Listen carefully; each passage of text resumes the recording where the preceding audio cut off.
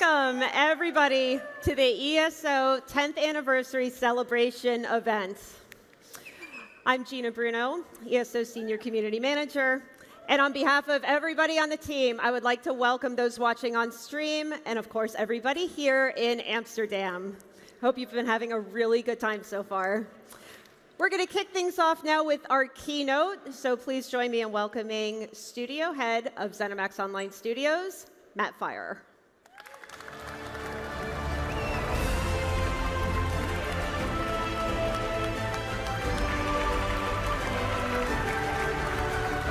Wow.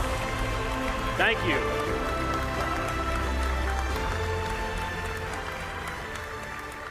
Thanks, everyone. Wow, seriously.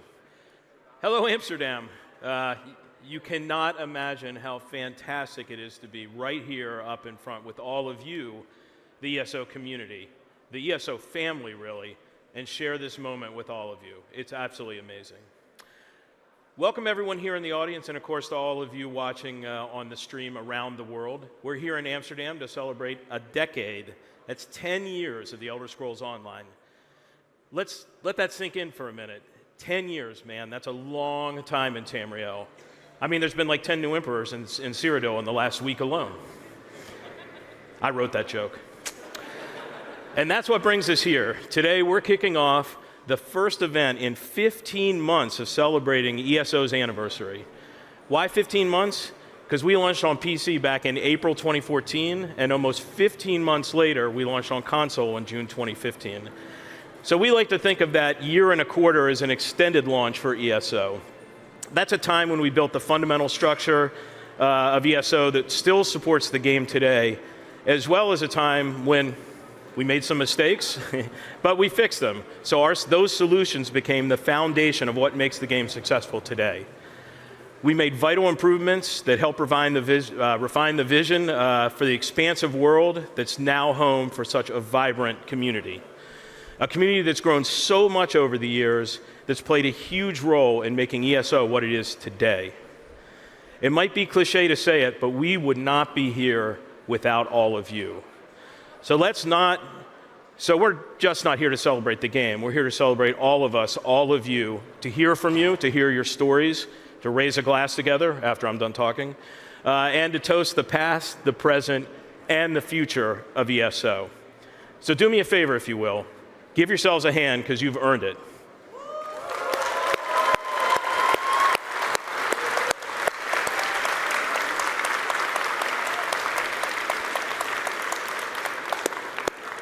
That's great. A few weeks ago, I gave a talk at the Game Developers Conference in San Francisco called 10 Years in Tamriel. This talk focused on the earliest days of ESO, starting with my early days in the industry, when I worked on a dozen games you've never heard of in the 1990s, to the launch of my first MMOG, Dark Age of Camelot. Does anyone remember that?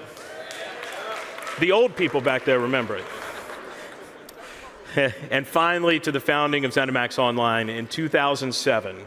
That was 7 years before ESO launched. I shared some insights into the earliest days on the pre-production on ESO, the philosophy that guided the game, and really the hard shift we took when Skyrim released and changed the entire world of Elder Scrolls and everything else. I talked about our approach to server structure, how we were creating custom-build server clouds before custom-build server clouds were even a thing.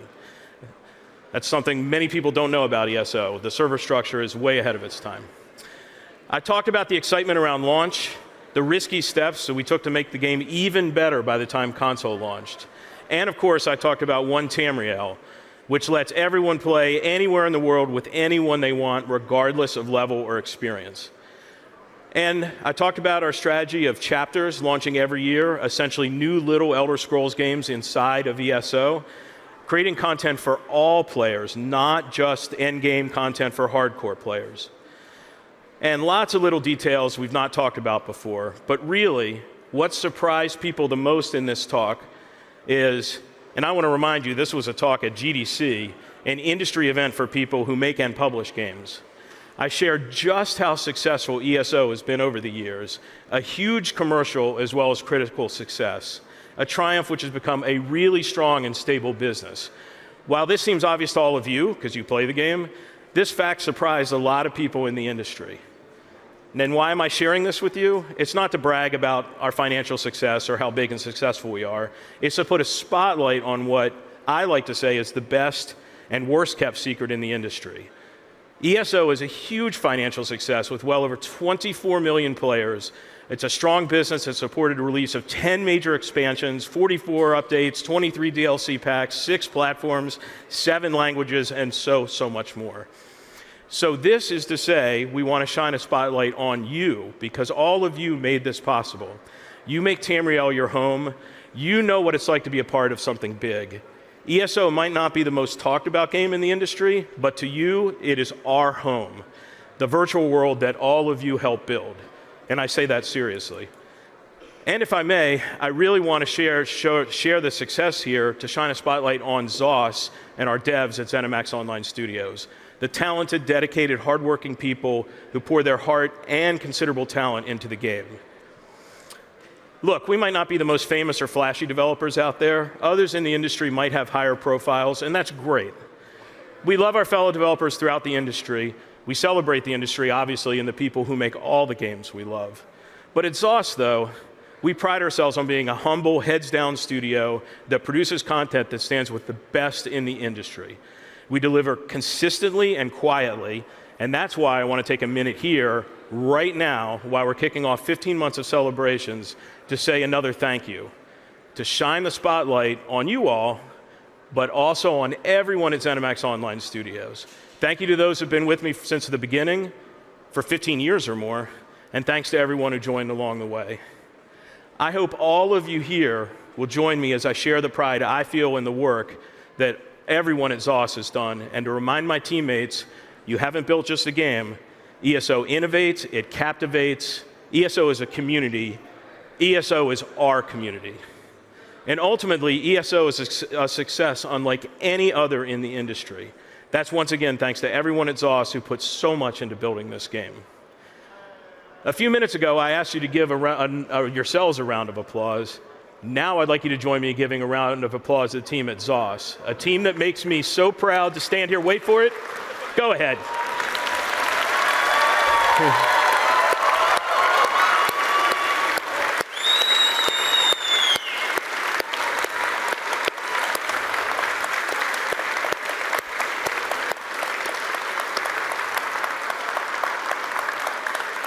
Thank you. Thank you so much. I know it's very much appreciated. This team makes me so proud. It makes me so proud to stand here representing them, right? They're back home in Maryland and at our studios around the world, but I know they appreciate it, so thank you so much. So here we are today, part of this great community we call ESO. As I said, we're kicking off 15 months of celebration. So here's a quick look at the fun we have planned for you, including an event next year closer to home, to our home in Washington, D.C. We've got a lot going on inside the game as well, with login rewards, DLC giveaway, and more. Check out the website and connect with the community on social to find out all the latest details. And remember, this celebration is for everyone, whether you've been with us from the beginning or if you just stepped foot in Tamriel. Whatever the case, wherever you are in your ESO journey, welcome to the best community in gaming. Now, I promise you a celebration, and that starts with something new. Coming up next, a deep dive into this year's chapter, Gold Road. It's one of my favorites. We're not just breaking new ground on an area that's never been explored in Tamriel. We're introducing a new Daedric Prince, and we're debuting an entirely new system called scribing, because even 10 years in, we're still adding new systems, embarking on new adventures, and introducing new ways to experience and live in this world. And throughout our focus in the next segment, which is being live streamed, will be the upcoming chapter. But after that, let me assure you, the rest of the day will be focused on celebrating ESO from the beginning onward. We also have plenty in the works for the year to come, including some surprises that will come later in our 15-month celebration, so stay tuned for those. After the chapter deep dive, I'll be back up here with a panel of my peers talking about the early days of ZOS, how we got the project off the ground, the earliest days of the game's development, including things no one has ever seen outside the studio. You really don't want to miss that. So before I go, thank you again to all of you. seriously, for being the greatest community in gaming. We say this every time I talk. I say you're the greatest community in gaming. It's because it's true. It really is true. You guys are awesome. You're welcoming. You're inclusive. And we very, very much appreciate it. And also to the amazing team at ZOS, you all, the people, you built a great game. It's been successful beyond our wildest dreams. Thank you for continuing to innovate every single year and creating a world we all want to live in. So here's the 10 years in Tamriel, and thank you all. In the very beginning, we set out to create an online game like no one had ever seen before. a game that invited players to be a part of something really, really big. A world where players could explore, adventure, and write their own stories. We had no idea how huge this was going to be. It's been 10 years. Come join us for what's next.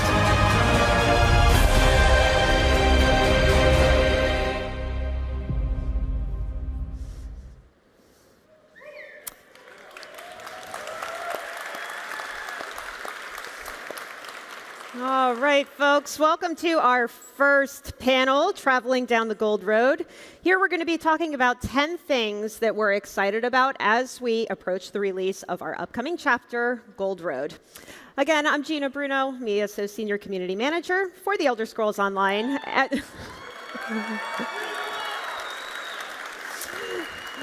We are all so excited to be here in Amsterdam with you today, in person, of course, and everybody watching on stream. So as Matt mentioned, we are kicking things off with our 10-year celebration, and we thought it would be fun to share 10 reasons why we're so excited about this upcoming chapter in celebration of 10 years of ESO. You get it? 10 and 10? Yeah? So before we get started, yeah, I'll be here all day. Before we get started, I would love to introduce our speakers. Come on out.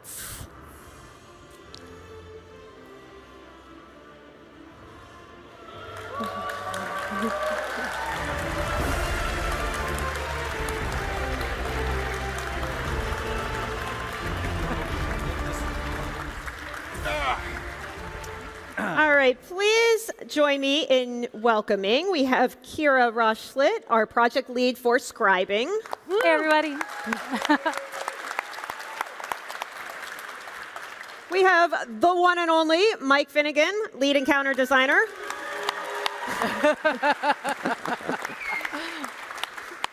We have CJ Greb, our art director for ESO. And last but not least, we have Ed Stark, our zone lead for Gold Road.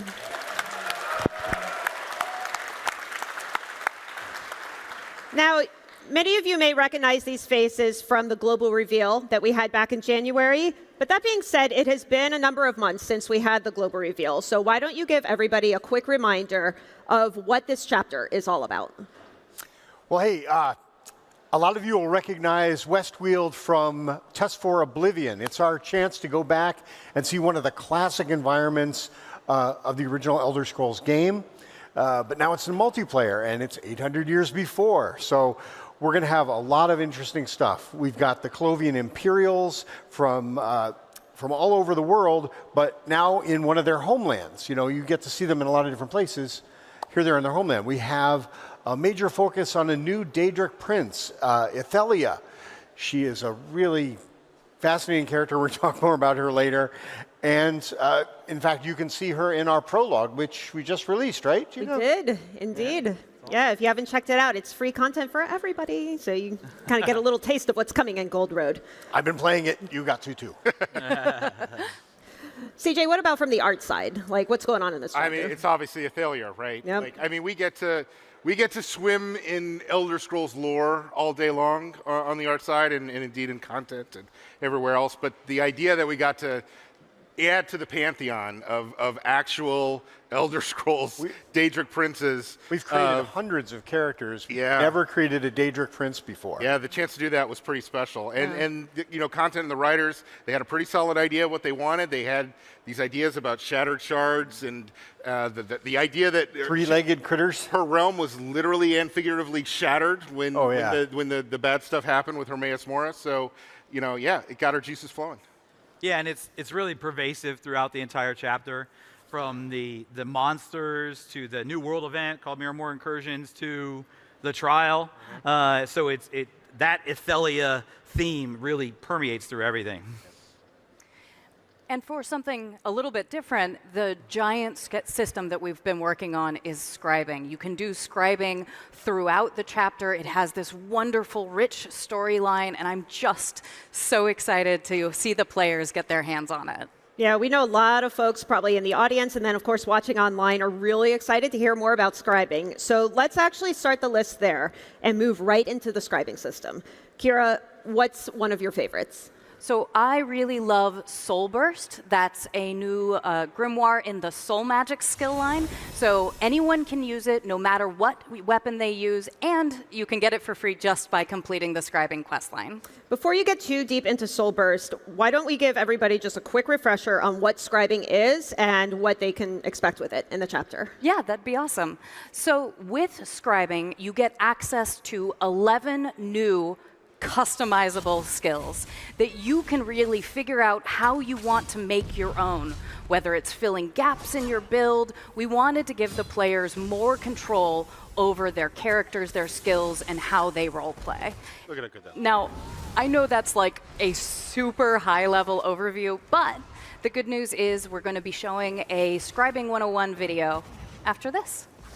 Yeah, in that video, Kira, sorry, my dog just somehow shows up everywhere I am, even when I'm out of the country. So yeah, in the video that Kira mentioned, she'll be showing the system in action. You can see a little bit of the UI, how to scribe a new skill, and it'll be right after this panel, so you definitely want to stick around. CJ wants to make sure everybody knows how beautiful it looks. It does look pretty good. It does. Really good. The art director likes the art. I'm glad to hear it. Good. Great news, great The news. first step, actually, to being a good art director is knowing when the art's good. Like it. We just point at stuff and say, Yeah, that's good. That's Looks good. good. Get rid of that. Go. Get rid of that. Yeah. Oh, no, Gina's dog was over here, Oh too. no. So he's everywhere, I know. So going back to Soul Burst, Kira, what exactly makes this so cool? Why is it your favorite? Okay, well, I really love it because it's this AoE ability where you pull power from the very core of your being and blast it out all around you. It's such a flexible and cool skill that you can really make it your own with whatever scripts you choose. You know what, Gina, I'm so sorry. I think I need to change my answer. When I start thinking about scripts, No backseat. no, I'm going rogue. Going rogue? I'm going rogue. Allow I'm it. yeah. We'll allow this one Okay, change. thank you. Go Thank ahead. you. So with scribing, we've talked a little bit about scripts before, and there are signature scripts which allow you to apply unique effects to grimoires. But I'm so excited to reveal today that we are going to be releasing a very special kind of signature script, the Class Mastery script. Yeah, come on. I love that you're excited. I'm excited. So the Class Mastery scripts allows you to access passives and mechanics from your class on these new grimoires. So I main an Arcanist, so one of my favorites is the Arcanist Class Mastery script, where by putting it on the Soul Burst ability that we talk about, I can now create Crux through a non-Arcanist class skill. Yes, ooh, ah. So we have a couple others, and I'll talk about them in a second, but let's come back to Soul Burst for a second. So my favorite is the Focus script, which is a pull. So I AoE pull all my enemies to me, and then I create my Crux, and then I have a little minor breach as my affix, and I use this as my Face Carver setup ability. Face carver? You call it face carver? I mean, it is what it is. That's her softball nickname, by the way. Yeah, face cover. But these class mastery scripts are so cool. There are so many cool things that you can do with them. You can apply them to every single one of the 11 new grimoires. And there are two more that I'd like to tease today. The first one is the Necromancer class script. Now, if there are no corpses nearby, then it creates a corpse, but if you have created a heap of dead bodies around you, then then you get a bigger buff based on the more corpses there are around. That's good. That's good to have. Yeah. And sort of in a similar theme, you can see how we're really leaning into the class identity for these. For Dragon Knight, this one gives you a buff based on how many enemies you're fighting. So the more enemies you're fighting, the stronger you get. Cool. Finn, what about you? Like, you've been playtesting a lot of this content for a while. Like, do you have any favorite skills? So I mainly play a tank. So I have to go with shield throw as my favorite. It really feeds that kind of like Captain America fantasy where you can kind of like throw your shield and then get it back. And there's actually a way that you can make it like doink off a bunch of different enemies and then come back to you. So Doink off? Doink. Yeah, is that the technical term? That is the technical term. Okay. You doink it. Yes. I did the audio for it too. Oh, yeah, I'm sure that you did. Pretty sure it was replaced, but I say it every time I use it. I say doink. Yeah. So, Hear from the out of curiosity, how do these scribe skills affect group content, like dungeons or trial runs? So the goal, and from the start, was we didn't want to add vertical power to the game. So we didn't want everybody to have, you have to have all scribed abilities on your hotbar in order to be the most effective. So the idea behind it was to add horizontal and utility to your class. So maybe you have an ability that does something and you wished it also added this other element. That's where scribing comes in, to add those kind of utility effects for you, but not add And power. vanity stuff. I really like the way it makes my stuff look. Yeah. But 100%, Finn is right. Like, we really want it to be about flexibility. So shield throw, Finn likes the multi-target focus. Absolutely. But other tanks may like to use the single-target taunt. Yeah. Others might like to use Or taunt. Yes. It's either multi-target or taunt. Yes, Not multi-target No and AoE taunts. I don't know, man. You can't do everything. right. But you could also do pull or immobilize or any number of the focus scripts and then combine them with the signatures and affixes you want for the flexibility you're looking for. Yeah, and again, if you want to learn a little bit more about scribing, we have that Scribing 101 video that we're going to be showing right after this panel, so you can see it in real time, see how the UI works and everything. It'll be good, and it's featuring Kira. So. And we're going to have hands-on, You'll too, be right? tired of my face by the end. And we do have hands-on for those of you who are here in Amsterdam, so you want to make sure and sign up for that. All right, let's move on to our second item. Ed, as the zone lead for Gold Road, you've had the privilege of bringing all of this together. So what would you say you are most excited about? There's so many things, but I really got to come back to Athelia. I mean, again, getting to create a Daedric prince, and particularly this prince. We really looked around, particularly our fiction team, looked around, managed to create a portfolio for her that was unique, but also nicely in conflict with the other princes and everything, because there's a whole story there. Also, she's a main character in the zone story. So we had to make sure that she had a character arc. She evolves throughout the story based on your actions, based on what she does. And that's something that's very unusual for a Daedric prince, to have any sort of, change in them. Also, how do you have a forgotten prince? Why does nobody know about them? And now suddenly, she's got followers. She's got scions. I mean, you get to encounter her scions in the dungeon. Oh, maybe you don't. Maybe I said too much. Stealing my thunder. It's just forgotten. But anyway, yeah. And you've also got like a new Daedric realm that is based on her. And I am going to spoil another thing. You've actually seen parts of her realm already. But anyway, yeah. So you've got Miramor, the realm, invading Tamriel. I mean, I think Finn already mentioned the idea that our world events are based on Miramor incursions. So, I mean, she's the backbone of this story, and what we're doing in Westfield, I think. CJ, coming from the art side, what was it like being able to create a new Daedric prince? Equal parts awesome and terrifying. That's for sure. If that's such a thing. I mean, fair. It's a big deal, right? Like, we dip our toes in the waters of Daedric princes all the time. We've done Molag Bal and Hermaeus Mora and Mehrunes Dagon. But to get to do that ourselves, to really get to say, yeah, this is a real Daedric prince, You know, how do we want to represent a new Daedra Prince? Monstrous, more human-like, what fits the story? You know, I hope we did her justice. And if you've seen some of the fan art that's come out and our wonderful cosplay, it's overwhelmed. Yeah, I think just based on the response we've seen after the global reveal, I do think you all nailed it. It was gratifying. Sure, yeah. You all think they nailed it, right? For sure. There we go. Thank you. Yeah, and again, for those of you here, we have an amazing cosplayer. She's going to be in the corner there. Be sure and get your picture with the wings. You can be Athelia. It's awesome. Be Athelia. Now, CJ, Her stuff is amazing. coming from the art side and designing a brand new zone and biome, what would you say you're most excited about in Gold Road? This year was really interesting. I mean, usually we get a nice page of what the new zone is going to be when the writers and content kind of get together and they've all agreed and they present it to us. This year it was one word, autumn, right? Like, so the idea being, hey guys, we've done wintry zones, we've done summery zones, we've done deserts, we've done dense jungles. I feel like I've done everything except fall. Right, we've done everything except After 10 years, it's fall. finally autumn in ESO. Look at that. I'm going to say it for CJ. Look how beautiful that palette is. Thank you.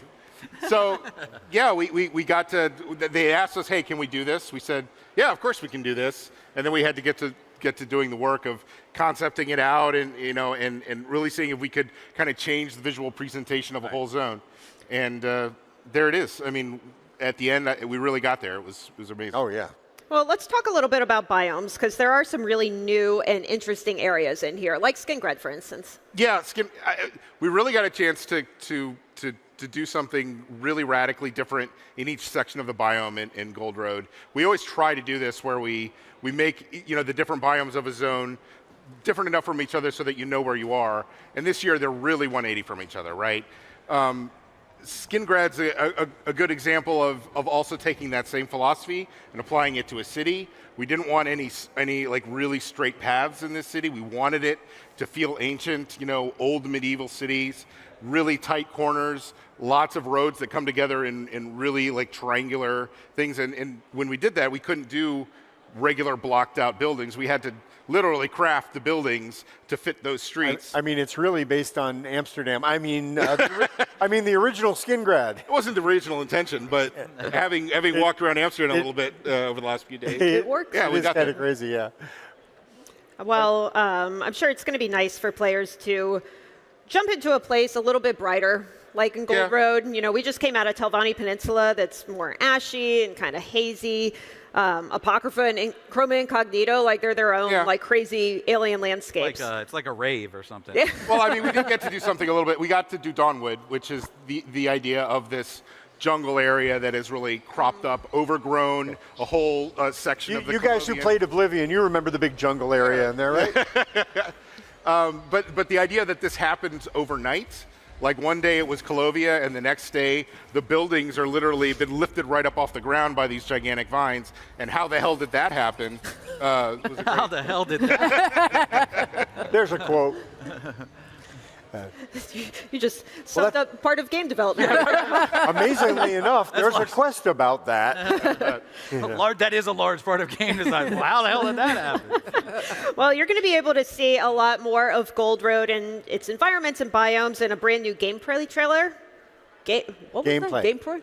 that? Gameplay trailer. Game prayers. That's also It's a game good thing I don't have to talk for a living. We're going to be premiering it right after this panel. So one thing that you all touched on a little bit earlier was Miramore incursions. These are new world events that are coming in Gold Road, and we've had different world events over the years that started with Dark Anchors 10 years ago. Yeah, and really what we try to do with world events and what the most successful world events that we do are ones that encourage that organic grouping. So you have dark anchors, you have harrow storms, you have abyssal geysers. These are all the world events that you know bring people together. A big thing happens in the world and you're like, oh, I want to go there and I want to tackle it. So for these world events, the Miramore incursions are kind of like a grand elevation of what those were. So they're going to look a little bit familiar. They're going to draw people in. But then as you approach and you notice how these are a bit spread out, they're a little bit different. And you have to do a little bit more work to get to the kind of the meat of the world events. Really one of our only chances to bring Athalia imagery into Overland. Right. Because so much of it, like, we do get to see some of her realm, her And that really goes back to the story being that these are Athalia's forces breaking into Tamriel and trying to find the lost prince. And that's the overall story behind these Miramore incursions. Yeah. But by the way, if you didn't know, that circular there's a circular disc underneath every one of the Miramore incursions. We actually used that disc because it turned out so cool to be the basis for the physical item. Oh, the little physical that we mailed it out to some of our players. Yeah, there was somebody around here that had their piece that we were signing and stuff. I saw that. Yeah. Signed your Miramore incursion. I'll tell you, I really like how each incursion also sort of tells its own little mini story and really fits into the quest. I mean, I remember working on Greymore, and I thought Harrowstorm's really tied in. This is really linked closely. Yeah. Well, for anybody just tuning in online, we are approaching the midpoint of our list of 10 things we're most excited about as we're approaching our new chapter, Gold Road. So let's go back to Ed for number 5. What else would you call out that you are excited about for this chapter? Well, I'm going to jump out and say wood elves. What do wood elves have to do with the Forgotten Prince? Well, there's this whole sort of tie-in, but when about a third of Westweald got taken over by this Valenwood jungle, the Colovians called it the Valenwood annexation. Got some fans. They're excited. Okay. Claw machine's going crazy. The Wood Elves themselves, however, call it Dawnwood. And they think this is new explosive growth was a sign that they needed to migrate up here. And so there are all these Wood Elves, and their culture is clashing with the Colovian Imperials. But the Count of Skingrad doesn't want to be fighting battles on every front, so he's kind of trying to just figure out what's going on with the Wood Elves, why are they here? And the Wood Elves themselves don't see themselves as invaders. They've just come to this new realm. It's really interesting. You have to discover, as part of the zone story, why this happened, how it happened, is it going to last, all that sort of thing. Bosmer are fun for us. We haven't gotten to really do anything with the Bosmer in a little bit, and like it's this launch. Really. And they follow the Green Pact, which is this interesting sort of like cultural prohibition. Do they follow the Green Pact? Do all of them? Do they? Well, that's not for me to decide. But I'm not spoiling anything. Usually they follow the. Yeah. Well, let's talk a little I think we bit caught her about off guard with that one. a little bit about returning characters, because that's something that we do tend to do as we go into chapters, is maybe bring some characters back, right, Ed? Oh yeah. I mean, none of you like it when we do returning characters, right? No. Okay. Maybe Well, we've actually got a bunch in this story, and we probably don't have time for the long-winded discussion of how that happened. But honestly, we always pay attention to what the community is saying, what characters they want to see, what themes they want to explore. One of our most important returning characters is Baragon. He is the brother of Evely Sharparrow, who's a very popular fan favorite, and he only has a very small part in an earlier chapter, but he actually becomes a major resource for you in this adventure. We're also bringing back Laramil and Torvasard from Necrom, and then Hermaeus Mora has to make an appearance, but we have some characters we haven't seen in a while. We have Mizik Thunderboots, the Kashyyyt investigator. Yeah, Mizik. There's a big Mizik lover back there somewhere. We've got. There you go. We have K-Pal? That's K-Pal, That's K-Pal. Yeah, that makes sense. we have Narcissus Dren. How many of you pushed him down the well? How does he keep coming back? And then, I know this character is not terribly popular, but we have vampires in the area, so we had to bring back Fëanorian. Really? Oh, you guys do like Fëanorian? Okay. Obviously, You had to drop Fen into there. Yes, I did. He was one of my favorites from Greymore, which I got to Fen. work on. So, Love Fen. yeah. Well, if we're Love Fen, talking not about... Fen. Ooh. Sorry, go ahead. No, Yeah, go ahead. by all means. Well, if we are talking about awesome characters, and wood elves. The scribing questline actually has a really fantastic wood elf named Nalia. She is a votary knight of the Order of the Lamp. And so it's really cool to get to go on these adventures with her, find out more about the Order of the Lamp and how they interact with the Mages Guild. And she's super smart and charming and a little impulsive, which is always fun in an adventuring companion. So I tell you, I love her. In part because I didn't have to work on her. When they do all the extra stuff like scribing or necromancy or whatever, the zone lead actually doesn't have to get involved in that because I'm doing all the other stuff. So I have not played this 16 different times. I can't wait to play it again. That scribing quest is pretty cool. I love it. Yeah. I love it. Really awesome. Yeah. But Nalia's not the only one that you're going to meet, right? There's other ones? No, so you're going on this giant adventure. You're trying to find out about this mysterious new art called scribing and the mage who was behind it all. And there are these beings of ancient magic who end up being your guides along this journey. Big characters. Yes, they are. Quite literally very big characters. So we got to show off the first one, which was the Indrik at the global reveal. But my favorite of the Luminary Guardians is the Griffin. The Griffin has this fantastic personality. He's basically like Magic Batman. Right. Yeah, something like that. And he also has a manic, adorable best friend, the fox. He's got a Robin. He's got a Robin. He does have a Robin. But there's also a dragon. I was planning for that to be a surprise. Surprise! There's a dragon. Well, since Finn has ruined it, would you guys also like to see the dragon? Yeah. Okay. All right, let's cue it up. There is a dragon. There is a dragon. There he is. Yeah. In all of its dragony glory. Oh, Yes. he's so cool. Oh, we get to talk to a dragon again. That worked out so well the last time. Loves riddles. So she's the Riddler. This metaphor was not meant to go this far, but a little bit. You got Griffin Batman and Yes. you got Riddler Dragon. Yes. Stop Right. encouraging him. Yeah. I like it. I'm liking this quest reminder. more and more. All of the stuff that we are talking about is arriving with the chapter this June. Now, let's continue moving our way through the list of 10 things that we are excited about in Gold Road. We're heading into number 7.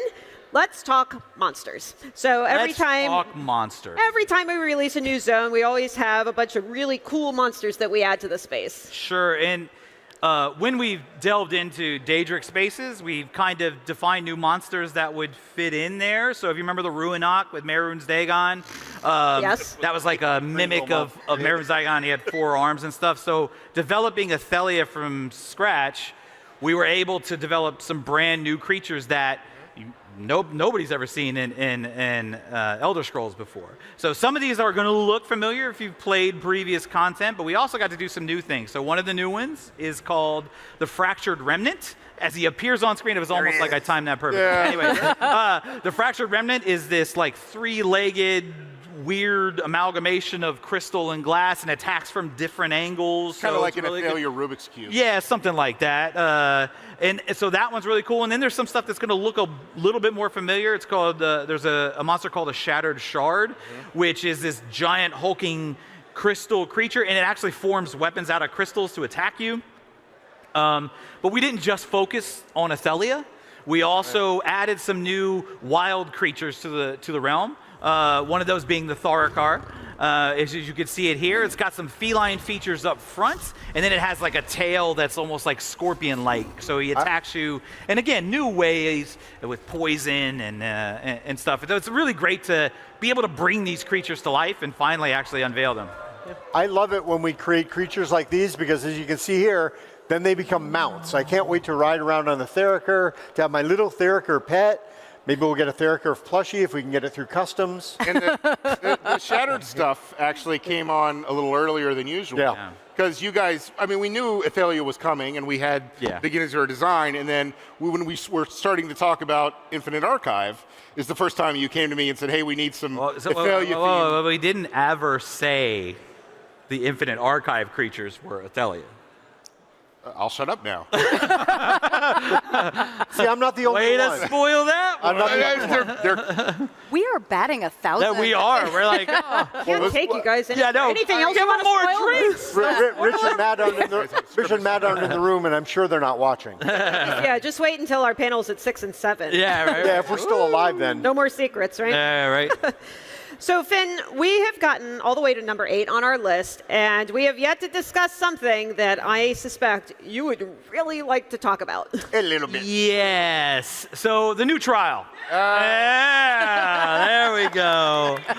Let's just move on to number 9. So Lucent Citadel is the new trial. Look at how good that looks. Look at how good that looks. There's actually a fractured remnant on the screen too. So Lucent Citadel is the new trial, and what we like to do, so we've done a lot of really cool mechanics in trials over the years, if you remember. So we had the spreading poison in Sanctum Ophidia, where everybody likes to poison their friends and run around. We have the mage with the super sun, Rakat's backyard, the twins that tried to teach people how to move right and left, but they still don't know how to move right and left. I love it. I'm that person in the group that's like, oh, what? DSRs, the bubbles that run into each other and explode. I remember our first trip into DSR. Everybody was just belly bumping with the bubbles and killing each other. It was so great. Rock Grove has a whole other hard mode mechanic. So we challenge the team every time to come up with new and crazy mechanics, and this is no different. So Lucent Citadel has some stuff that we haven't done before. In particular, I think the final boss is really, really cool. There's the quotes again. If everybody's seeing that, keeps saying boss. Anyways, the only advice I would have to you guys for that one is get ready to run in that one. I will say, I really like how this particular trial, I mean, all the trials always fit into the theme of the zone, but this one is really layered in there. Sure. So the story for this one is there's a power source in Lucent Citadel called the Arcane Knot. And for those of you that played Scrivener's Hall, you'll recognize the quest giver in here. It's Kashargo, who is the old leader of the Scribes of Mora, and he came in here to seek this Arcane Knot, and then he got his butt kicked at the entrance. So you go up and you see his whole expedition in tatters, and you have to go and basically accomplish the task for him. So most of the time when you go to a trial, the quest is pretty simple. It says, hey, go kill the bad guy, and you're like, all right, and then you kill the bad guy, and you're like, yeah, we did it. So for this one is a little bit different, where your goal is to actually get the Arcane Knot and return it. So it's a little bit different. The goal, and what that does is that allows us as encounter designers to free up and do new and cool ways to challenge you guys. I would love if we could show off some of the rewards that we can get from the trial. Again, it's pretty cool. We love to do our rewards, so there's some really cool stuff for the hardcore players that want to accomplish everything. We have that really cool mount that's shown there. Can I mention that Malcolm taking a picture of it. You can mention that's a Thalia theme. Yes. The actual the body markings that you get in there are again a Thalia theme. Thank you. It's almost like there's a theme throughout the entire chapter. Yeah. Almost like we planned it that way. Some really cool armor for the Lucent Guardians that are in here. So yeah, the rewards again are we go into our team and saying, hey, this is kind of what we want, and they just knock it out of the park every time. I know your team also really loves to watch groups running through the trials and everything, figuring out the mechanics live on stream. Absolutely, once it hits PTS. absolutely. That's actually one of the most fun times we have when PTS and when it goes live is to jump in and say, okay, this group's doing this trial, this group's doing this trial, and we do that. And we actually make a drinking game out of it. For every wipe, we all take a drink. Oh. I'm kidding, we don't do that, and you should never do that. Please don't wipe on purpose. You may not end well if you try to do that. But as a side note, can I come join and we can see how many scribing abilities are in the trial? We can absolutely do that, yes. Nice. We'll drink for every person that uses a scribing ability. We will die. Yes, that might be true. That might be true, too. I don't think we should be encouraging this. Yes, because there's not a bar right there. There's not a bar right there where everyone is partaking in PR some right apple now, juice right now. Right? PR's over there like, please stop. All right. So we're nearing the end of our list. We are at number 9 for those keeping track. Oh, boy. Something we mentioned back in January during the global reveal was the opportunity to change the color effects of some existing abilities. And we know that's something that the community was really excited to hear more about. So Kira, what's one of your favorites that has come out of skill styling? Oh, that's tough. There are so many great ones. There are 22 that are coming out in Gold Road, but I have to go with the Amethyst version of Wall of Elements. It's such a cool ability to start with, but then having that cool purple going. So with my green for the Arcanist and the purple for the Wall of Elements, it really makes me imagine that I'm Maleficent as I do my little thing. CJ, what about you as Mr. Art Director? Yeah, my choice is Meteor from the Mages Guild line. It's already a really cool effect, this big blue ball of flame that comes down and obliterates your enemy for you. But if you've ever wondered what it might look like if that were an actual meteor and it were red flame, there you go. You can now switch it up. Absolutely. Yes. Finn, I'm going to put you on the spot here. Do you have one that you have enjoyed? One of the new color effects? I mean, both Wall of Elements and Meteor were kind of my favorites. Yeah? So yeah. Barrier's pretty sweet too. Which one? Barrier? Oh yeah, Barrier's really cool too. Yeah. Yeah. So they we don't have like visuals for those, but It's okay. I'm just curious. I like doing everything in necro colors. yeah. But Oh, yeah. but Gina, you've put us on the spot this whole panel. I want you to tell us what your favorite thing is, what Very you're nice. looking forward to the most. Okay. I will wrap things up with number 10. This is going to sound a little cheesy, but I would have to say I am excited about all of you and everybody online being able to just experience the chapter finally. Here. Yeah, I mean, seriously. Yeah, it's for them. I mean,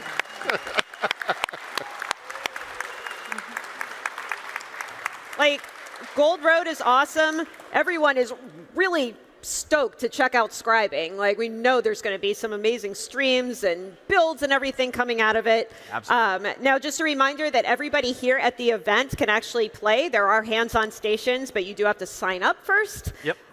Everybody watching on stream is going to be able to play it on our public test server April 15th.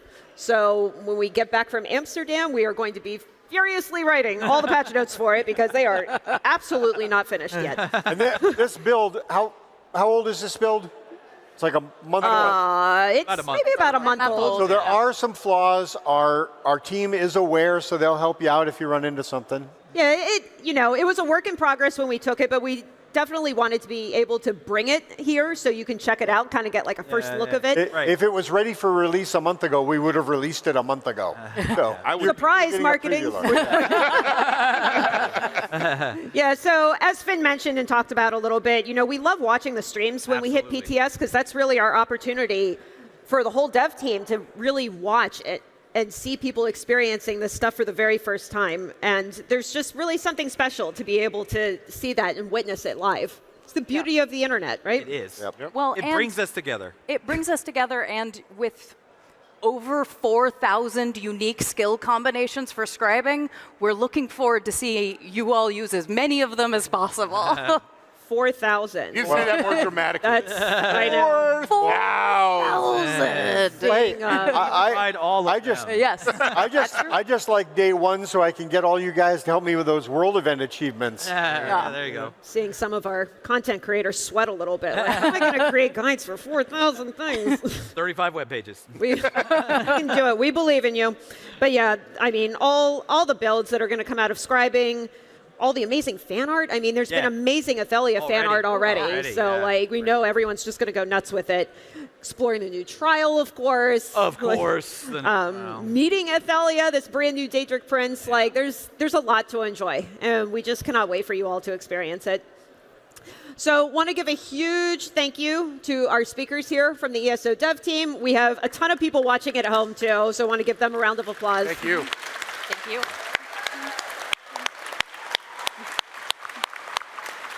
Thank you, Gina, for giving us the opportunity to talk about this. I mean, of course. We work on these things for 18 months, and this is the first time we get to see people actually experience it. Yeah. For sure. Now, just a reminder, we do have that Scribing 101 video that we talked about. Kira's going to be showing you more about scribing, how it works. You'll be able to see the UI and how that's all laid out for you. After that, we will be doing the Origins of ESO panel.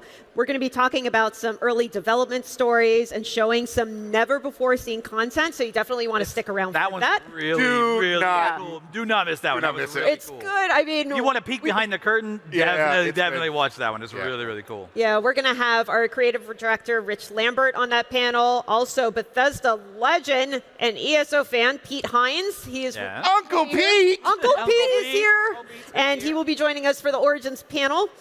And we just can't wait to keep celebrating with all of you here in person in Amsterdam. But first, we are excited to premiere the Gold Road gameplay trailer that we talked about earlier. So enjoy. Westwield's in danger. I can feel it.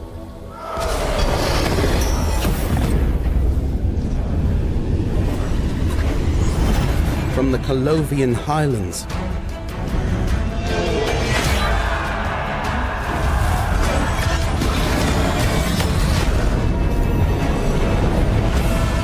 to the mysterious Dawnwood.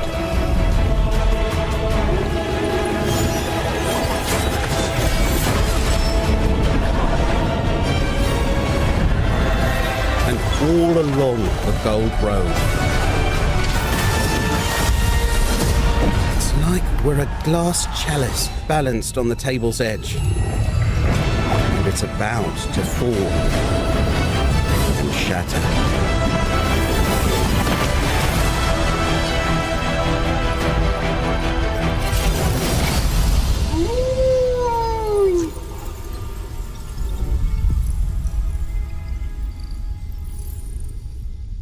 Wow, there is so much to be excited about and unpack with Gold Road. Personally, I cannot wait to dig into the new scribing system and explore Westwield.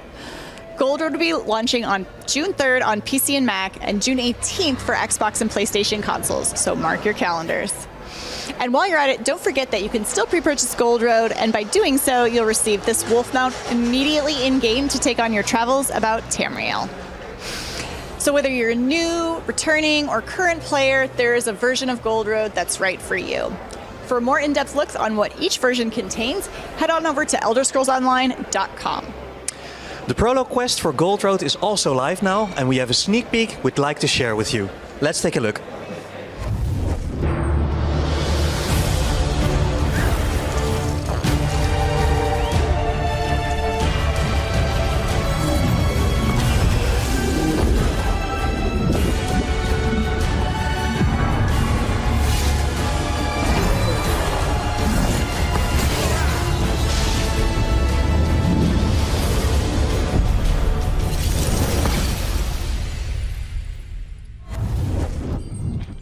Honestly, I can't wait to jump into the prologue quest myself. That looks amazing. In addition to that, we'd also like to remind you that our free play week is happening from now until the 9th of April. So bring your friends and show them around Tamriel. There's never been a better time to dive into ESO, and to top it off, there are several sales happening up to 75% off. There's so much going on with ESO right now, and so much to look forward to. So speaking of, coming up, we'll be diving into the origins and history of ESO, so stay tuned because you will not want to miss that. But before that, we have a little something extra for you all. We know you're all excited to hear more about Gold Road and what's coming with the scribing system. So here's Kira Slit to give us a closer look on what awaits us this June.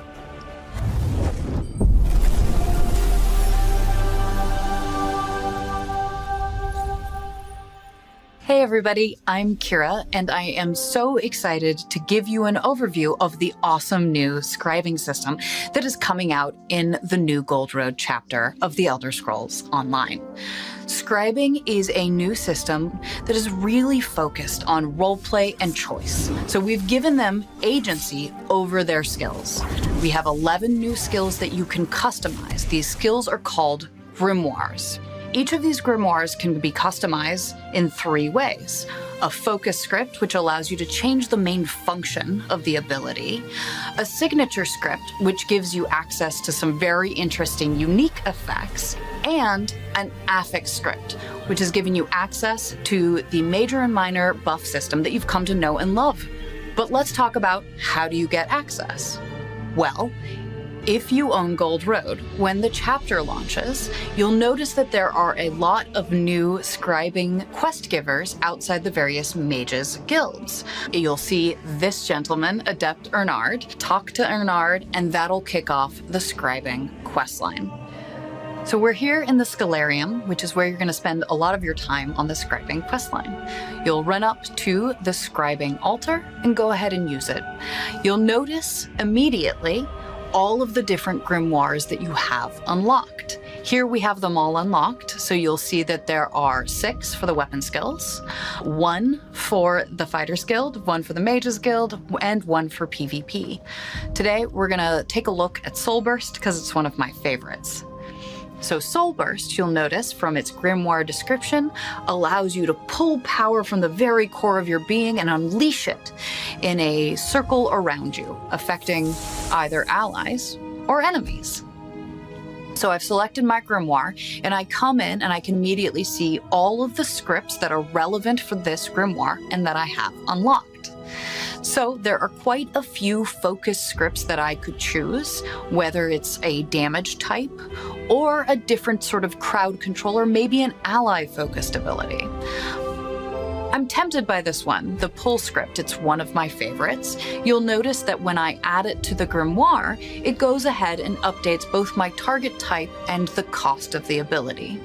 Focus scripts define not only the main function of an ability, but also how much it'll cost and what resource that is. So once I have selected my focus script, and I'm happy with that, I can go and choose which signature script that I'd like. There are lots of options here, but it's really about what works for you. What do you have in your build that you like? Is there an ability that you're not crazy about that you might want to replace? Is there a strength you want to lean into? A weakness you want to shore up? The thing about these abilities is that they're so flexible. You can really choose the right way to customize it for you. So for this signature script, I don't really run a lot of healing in my build, so I'm pretty tempted to take healing over time. We'll see that that updates in the tooltip. But then I think about it and I'm like, you know, because I have chosen an enemy targeted focus script in my pull, this healing over time will only impact me. However, if I go back up to focus scripts and I maybe choose a healing focus, well then that healing over time signature script will impact both me and my allies in that circular area of effect. So there's some really interesting decisions that you can make. Do you want to have your build be a little bit more selfish? Do you want it to be more ally focused? And you can go from there. But you'll notice when I chose that healing focus, some of these signatures became unavailable. It doesn't mean that you can't still use them on this grimoire if you want. You just can't use them in conjunction with that particular focus. So we'll continue with building sort of our ally-focused ability. And I really like Expedition. Get a little bit of a bonus movement speed in there. Again, because this is an AoE and this is ally-focused, this buff will also impact my allies who are in range. So now it's the time to make the thing. You'll notice at the bottom of the screen that it shows that it costs 3 inks. Inks are things that you can find out in the world, and that is your crafting currency for scribing. The amount of ink charged is equal to the number of scripts that you've added to a given grimoire. Since I'm scribing this one for the first time, it'll cost 3. If I was just changing out a single script, well then it would only cost me 1 ink. And with that, we're going to go ahead and craft the script. Now let's show you that soul burst in action. You can see that burst heal, heal over time, minor expedition combo is great for supporting group content, whether you like dungeons or PvP. But let's look at a few other combinations too. This one is Soul Burst with a pull focus, and the Arcanist Class Mastery signature script, and Minor Breach. The Class Mastery scripts are a special set of unique signature scripts that allow you to access mechanics and passives from your class. One more for the road. Here's Soul Burst with shock damage over time, and Minor Intellect. No matter your weapon or your class, if you focus on damage, tanking, or support, there's something in scribing that can help your build be more effective, more streamlined, or just more fun. There are over 300 unique skill variations just for Soul Burst, and over 4,000 combinations of grimoires and scripts coming with scribing. So that's scribing. We're so excited to see what you all do with it. I can't wait to see what scripts you find out in the world, what grimoires you put them together with, and how they work into the various builds and metas that you create. Hope to see you soon on the Gold Road.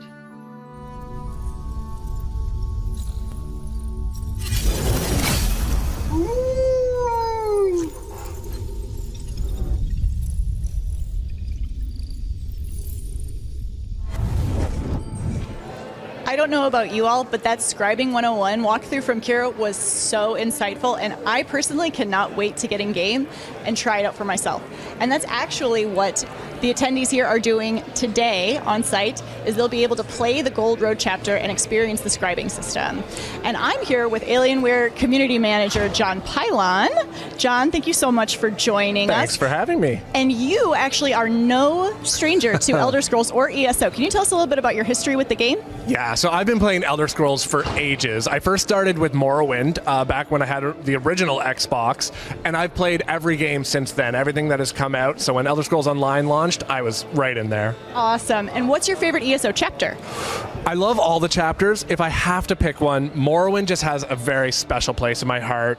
It just felt like coming home again after all those years away from Morrowind. So I think a lot of players feel that way about Morrowind, myself included. And so you're here at the hands-on station. Can you tell us a little bit about the setup that's going on? Yeah, so we were really lucky to get to provide the full setup for the Alienware hands-on station here. So we've got Alienware Aurora PCs, we've got monitors, keyboards, mouse. We've got the works to make sure that you guys get to play the Gold Road in like the perfect conditions. Awesome. And I actually couldn't help but notice a very special monitor that the game looks absolutely stunning on. Yeah, we also were able to bring out our brand new AW2725DF monitor. It's a QD OLED monitor, which is fantastic for those really vivid colors and those true black colors as well. It's the OLED technology gives you like infinite contrast, so Tamriel's never looked better except for when it's on this screen. I may have to scoop one of those up myself. And actually, I heard there is a really cool thing happening with ESO in the Alienware community right now. Can you tell me a little bit about that? Yeah, so on our Alienware Arena right now, if you go to aw.gg/ESO, you can join our community event where you can link your Steam account and earn rewards as you play the game, including a Karthwolf Charger mount. As well, we've got scrolls to give away and the base game of Elder Scrolls Online on Steam. Oh, that's awesome. What a fun way to earn some really great rewards. And speaking of fun, I have a few more fun questions for you. So don't think too hard about your answers. Okay. Just say the first thing that comes to mind. Okay. Magic or stamina? Stam. Vampire or werewolf? 100% werewolf. Which Daedric prince are you most likely to be the champion of? Azura. Next. I should have known. Yeah, Azura. Yeah. And who's your hands down all-time favorite character? No, not Naru. I'm going to say Naru. Yeah. And who should be Emperor of Tamriel? Sleeps on bridges. I also vote for sleeps. And would you rather fight a dragon-sized mud crab or 100 mud crab-sized dragons? Can those mud crab-sized dragons shout? Yes. Then no. I want to fight the mud crab-sized dragon. Yeah. Well, John, thank you so much for being here and for the time. We are about to go check in with Julian, and trust me when I say you are in for a real treat for what's next. I'm here standing with Oliver, who was the youngest master chocolatier in the world. Oliver, thank you so much for taking some time for me and answering some questions. Absolutely. Sounds like a very impressive title. Could you explain to me and to the viewers what it actually is and also what it is you do? Well, I'm a master Belgian chocolate chef. That being said, what I do is I make really specified chocolate pieces more towards the artistic side of things. Back in Belgium, I also make chocolates and other more tasty things, but right here, I'm going to showcase today and tomorrow what I'll be doing with chocolate in a more artistic sense. So it's going to be absolutely sick to see the response of everyone. Yeah. And how did you get into the profession?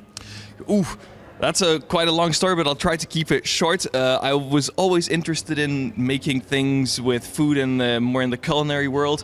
And all of a sudden, when I was 14, I was thinking of, I want to do something more with bakery and pastry because it's also very creative. And then I remember my first chocolate lesson. I was like, this is what I want to do for the rest of my life, and specify to more the artistic side of things.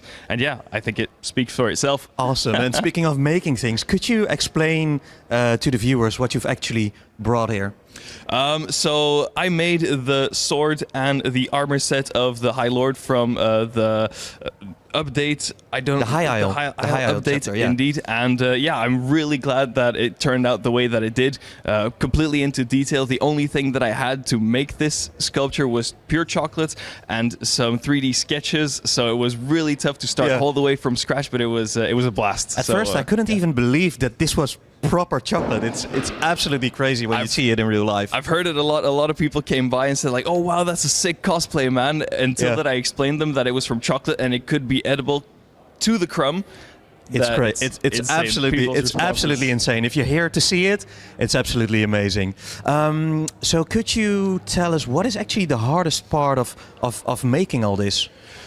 Definitely color-wise, getting all the colors correctly, because in the pictures, it's of course very in depth and with a lot of nuances here and there, and also the fine detailing. As you can see here, we've got all these types of battle scarring and also the straps and stuff like that. So it's the fine details that really take a lot of time just to bring everything together and make sure that every time you look, you find something new and something interesting that catches your eye. It smells very tasty as well, but you can smell that, of course. And could you tell us as well, what are you making here today? Because I believe you're also making something, Absolutely. right? Not only today, but also tomorrow, I will be working on the logo, the Ouroboros from Elder Scrolls Online. Today is going to be mostly the basic shapes, trying to get the entire shape very nicely fine-tuned, and then afterwards tomorrow we're going to be more into detail and eventually also coloring. So it's going to be the size of a steering wheel, so it's going to be pretty sick. Awesome. I can't wait to see it. Oliver, I want to thank you for your time and taking the time to answer some questions. Thanks so much. We have another surprise for you, because I believe that Amy is currently with our very own Athelia cosplayer. So off to you, Amy.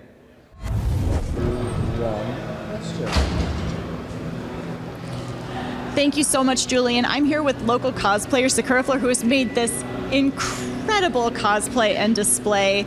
This really is an amazing undertaking, and I have to ask you, can you tell me a little bit about what went into making all of this? Ooh, a lot of blood, sweat, and tears, especially tears. We had an amazing team working on this. A Little Gem from the UK, as well as Harvey from the UK. It was amazing. They all spent a week and a half to just put this together.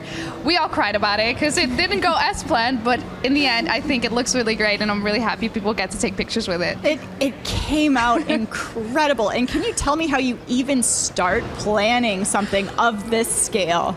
Well, when I saw the design, I was like, okay, she looks really badass. Those wings are amazing. And at first they wanted me to carry them on my back. And I was like, well, with the way I am and how I'm really energetic, I will hit people and just floor them. So I was like, maybe a statue is better. So we planned for this because we wanted people to be able to take pictures with it. And I was like, it's a lot nicer. So we started the process, and then we're like, it became bigger and bigger and bigger. And they're like, can we do them a little bit bigger? We're like, okay, fine. And at the end, we started crying because it was so huge, but we're happy with it. It's incredible. And I got to say, it's amazing that people are going to be able to use it as a photo opportunity here. It's such a cool feature. And you've spent all this time now inhabiting this character and really trying to become her. So I have to ask you, everybody has their own Athelia theories. And here's my question. What do you think? Is she a good Daedric prince or a bad Daedric prince? Ooh, Okay, so I like a bad boy, so I hope she's a little bit bad, but with a good, like, you know, morally gray kind of character. Like, I hope so, but we don't mind her if she's bad. She looks good, so we will go with it. Well, we will find out when Gold Road launches later in June. For now, the ESO Origins panel is about to kick off, so we are going to head back over to the stage in just a minute. And as a reminder, we're going to be giving away that Xbox controller a little bit in the show after that happens. So stay tuned because you're not going to want to miss it. We're going to head on over to the stage now and catch that panel.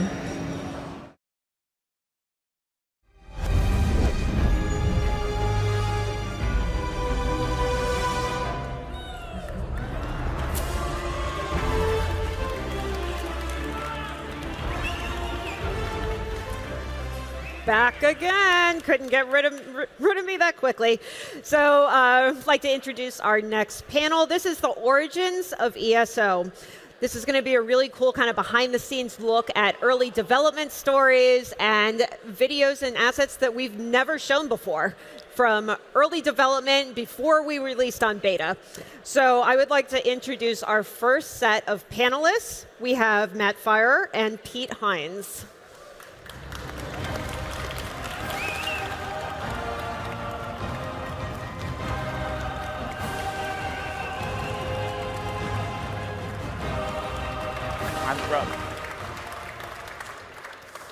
I almost fell down. Yeah, you did. I was saying earlier, it's a little slippery, Very slippery. the cowhide.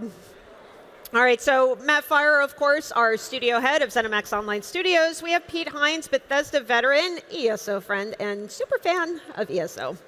So Matt, why don't we start with you? Why don't you tell us a little bit about yourself, your background of the industry, and a little bit of your history? I talked about it a little bit in the keynote, but I was a game developer in the Washington, D.C. area where Bethesda was. I was at Mythic Entertainment in the 90s and a couple companies before that. Again, everybody knows me for working on Dark Age of Camelot, which was Mythic's biggest game. We had tons of other games before that that really nobody ever heard. Although we did do a game that was big in Germany called Spellbinder. I don't know if anybody remembers that, but I remember. Hey! Okay, there we go. Oh, it's just CG. Yeah, much bigger in Germany than it was in the U.S. But there we go. Thank you, Europe. My ego is now faded. Now good. But yeah, so I was already in the D.C. area, right? So and Bethesda was in the D.C. area. So there were only two or three game studios there. So there was some kind of we hired some of their people, they hired some of our people, right? So we kind of knew each other. Yeah. But my journey was online games in the 90s leading up to the MMO at Dark Age Camelot. Now, Pete, what did you know of Matt? When did you first meet him? I didn't meet Matt until we talked to him as part of the project that we're here to talk about. I mean, I knew of Matt because, as he said, like we had folks from his studio interview with us for roles, so we knew of them. As he pointed out, there's not a lot of us in the DC area, so we tend to know about each other. But it was one of those, like I knew of him, but we hadn't met or chatted at all before we started down this path. How could you not know Matt?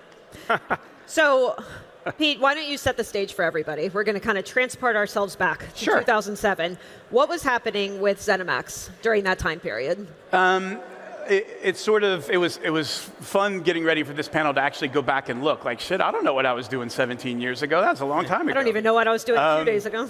But, when we started the conversation around, like, maybe we should create an MMO studio, or we want to make the Elder Scrolls Online, it's important to note here, by the way, like, Robert Altman, who was our chairman for years, passed away right before the Xbox acquisition, he is the reason that this game exists and that all of us are here. Like, Robert's passion and belief in this project before it ever came to be was completely unshakable. He knew that if you find the right people with this brand, and he saw what a good MMO, what a successful MMO could do, he was just dead solid certain that it would be a runaway success. Now, I'm not sure we did as good a job convincing them as we could have, like how terrifying this is going to be and how hard this is going to be. Because you have to remember, like 2006, we had shipped Oblivion, right? Game of the Year was really successful, but like Bethesda is 80 or 90 people. And like the entire publishing team is 10 folks. We didn't even publish Oblivion ourselves. 2K distributed it in North America. You know, Ubisoft did the PlayStation version. So we hadn't even reached the point as a publisher of we get our own games into the store directly. We had to work with somebody else. And we shipped Oblivion, like that was myself, Aaron Losey, Ange, and a marketing artist. Like that was the entire marketing PR events team for Bethesda. So the idea of signing up for an MMO and talking to Matt about what this was gonna require to support was terrifying, because we had finally reached a point of feeling like, I think it's gonna sound a little silly, but we literally felt like we're not about to go out of business anymore. Or like we're not. Take a breath, right? Because like, you know, I started in '99, Morrowind was not easy from a development standpoint. We were running lean. ZeniMax had acquired Bethesda when Bethesda was in trouble. I mean, I can say that. They were bankrupt. They were out of money. That's why ZeniMax bought Bethesda. So to get from where we had been to finally feeling like, hey, like, we're all going to have jobs next year, and like we've gotten good enough at this to keep this going. The idea of taking on something that is hundreds of millions of dollars and years of investment to even just get out the door was terrifying. But again, spoiler alert, it's very complicated to make games like Elder Scrolls. I mean, it's complicated to make games. We knew enough to see, you know, you make a single player thing, how terribly that can go, right? Technology and everything else. You add into that a game as a service, it gets equally knee-knocking. What were you thinking? This. I was thinking this. We were thinking this, and someday this is why we did it, right? It's like. So Matt, what were some of the initial conversations that you had with ZeniMax once you kind of joined board? Well, first of all, I was hired to start ZeniMax Online to make Elder Scrolls Online. If you know anything about me, you talk to me for more than 4 seconds, you'll know I'm the world's largest Fallout fan. And I really wanted to do a Fallout game, but Fallout 3 hadn't even launched yet. That's how long ago this was. Yeah. Like, this was a long time ago. And they were like, we don't even know how that's going to do yet. Just work with Elder Scrolls. It's fantasy. It'll be much easier. And of course, it was the right decision. But well, and I remember even online, a lot of people were guessing, like, it's got to be either Elder Scrolls or Fallout. So, well, that was the only two IPs, I think. So that interplay Fallout MMO, that didn't scare you off? That wasn't... No, you know, I actually was working with Interplay to get the rights to Fallout to make my own Fallout Online when you took the rights away from me. Blame Todd Vaughn. That wasn't me. That was Todd Vaughn. And then I had to join Bethesda, and 17 years later, I still haven't. Our plan worked. Yeah. Anyway, so I talked a lot with Robert Altman and Jamie Leader, who's the president now of Bethesda and of ZeniMax, and really it was a conversation, because it was like, do you really want to do this? Because if you're going to do this, it's going to take a big team, a long time, right? The 2007 technology was kind of evolving and changing, so we knew that it was going to be, we couldn't make it like the same way we had made Dark Age of Camelot, which was kind of in the cowboy days of 1999 and 2000, so it was going to be a big deal, and I wanted to make sure they knew it was going to be a big deal. And so Robert's idea was, hey, let's look at what Blizzard did. You know, they had Warcraft, they had this great fantasy IP, they made a couple of Warcraft games, and then they launched that into an MMO. And his idea, Elder Scrolls, was that kind of IP, right? You had Morrowind, then you had Oblivion, and then the next logical step, you would think was Skyrim, but ESO was actually greenlit before Skyrim was, and so that was the plan. It's a good plan. Yeah. Matt, did you have a lot of experience with the Elder Scrolls IP before all of this? Yeah, so I am, if anything else, a 90s game person. So I played the shit out of Daggerfall, which if you haven't played, I mean, it's a little long in the tooth now, but that game in 1998, that was mind-blowingly large, and it was an amazing, amazing game. I hadn't played Morrowind because we were in the middle of Camelot's launch and getting Camelot settled when Morrowind launched. So, of course, I knew Morrowind is the game that all of my developers at Mythic were playing obsessively and not working on Camelot. So I feel like we took your productivity down a notch. You did take it down a notch, yes. But it all worked out in the end. So, you know, I hadn't played Oblivion at the time because I just didn't have time working on Camelot. But, of course, after I was hired, then I played that game through many, many, many times. Yep. Yeah, Oblivion was actually the game that got me to buy an Xbox 360, and I don't know if you all remember, back in the day you couldn't just go online and buy a console. You actually had to like go camp for a console, so I was camping out at Costco overnight for a 360. Worth it though, right? Worth it. It was worth it, I know. All right, so obviously we have this fantasy MMOG. We're leveraging the existing IP, which is the Elder Scrolls. You probably had some really interesting conversations with Pete, with Todd Howard, just trying to figure out kind of what to do, right? Yeah, I mean, and this is the first time Todd's name's coming up here, but obviously he was involved in the discussions to get hired. But really, Todd went to his team and said, hey, we're doing this thing. We're going to start this new group. They're going to work on our IP, and you're going to help this new group, which was great because it was exactly the right message to send. So I actually spent the first 3 months of my job at Bethesda working with Todd's group. I actually sat in the basement, which is where his the BGS crew was back then. I mean, that's where we all were. Yeah, right. In the basement, down in the dungeon. down in the dungeon, and I sat there for 3 months, and we worked with them on the IP. How can we make a great, not only MMO out of this, but how can we make a great Elder Scrolls MMO out of this? And so, that was what eras the game set in. This is why ESO set 700 years before Oblivion, because we all looked at the timeline, and the second era had some lore, but not a whole lot. And Todd was like, you need to be able to tell your own stories, create your own characters, work on that lore yourself. So we're going to give you this chunk of time, and so that's where that came from. We set up the alliances and the Alliance War, based on kind of the geography of Tamriel, and made the decision to turn Cyrodiil into a giant battleground. Because it was a time when there was a lot of warfare in Cyrodiil and the lore that existed. So then obviously Pete and I spent a lot of time together figuring out how the IP will evolve and how are we going to represent the IP in an online world, which was very, very, very single player up until then. And no Battlespire doesn't count, if anybody actually played Battlespire. So They didn't. You look, not a single person said anything. Yeah. This one guy laughed, though. But that was a lot of it, right? Which is, as Matt said, BGS is deep into Fallout 3 development when this conversation is going on. But Todd is also aware what the team is doing next, right? He has an idea. It's called Skyrim. Like, here's the high-level pitch. Conan the Barbarian in the mountains and snow fighting a dragon.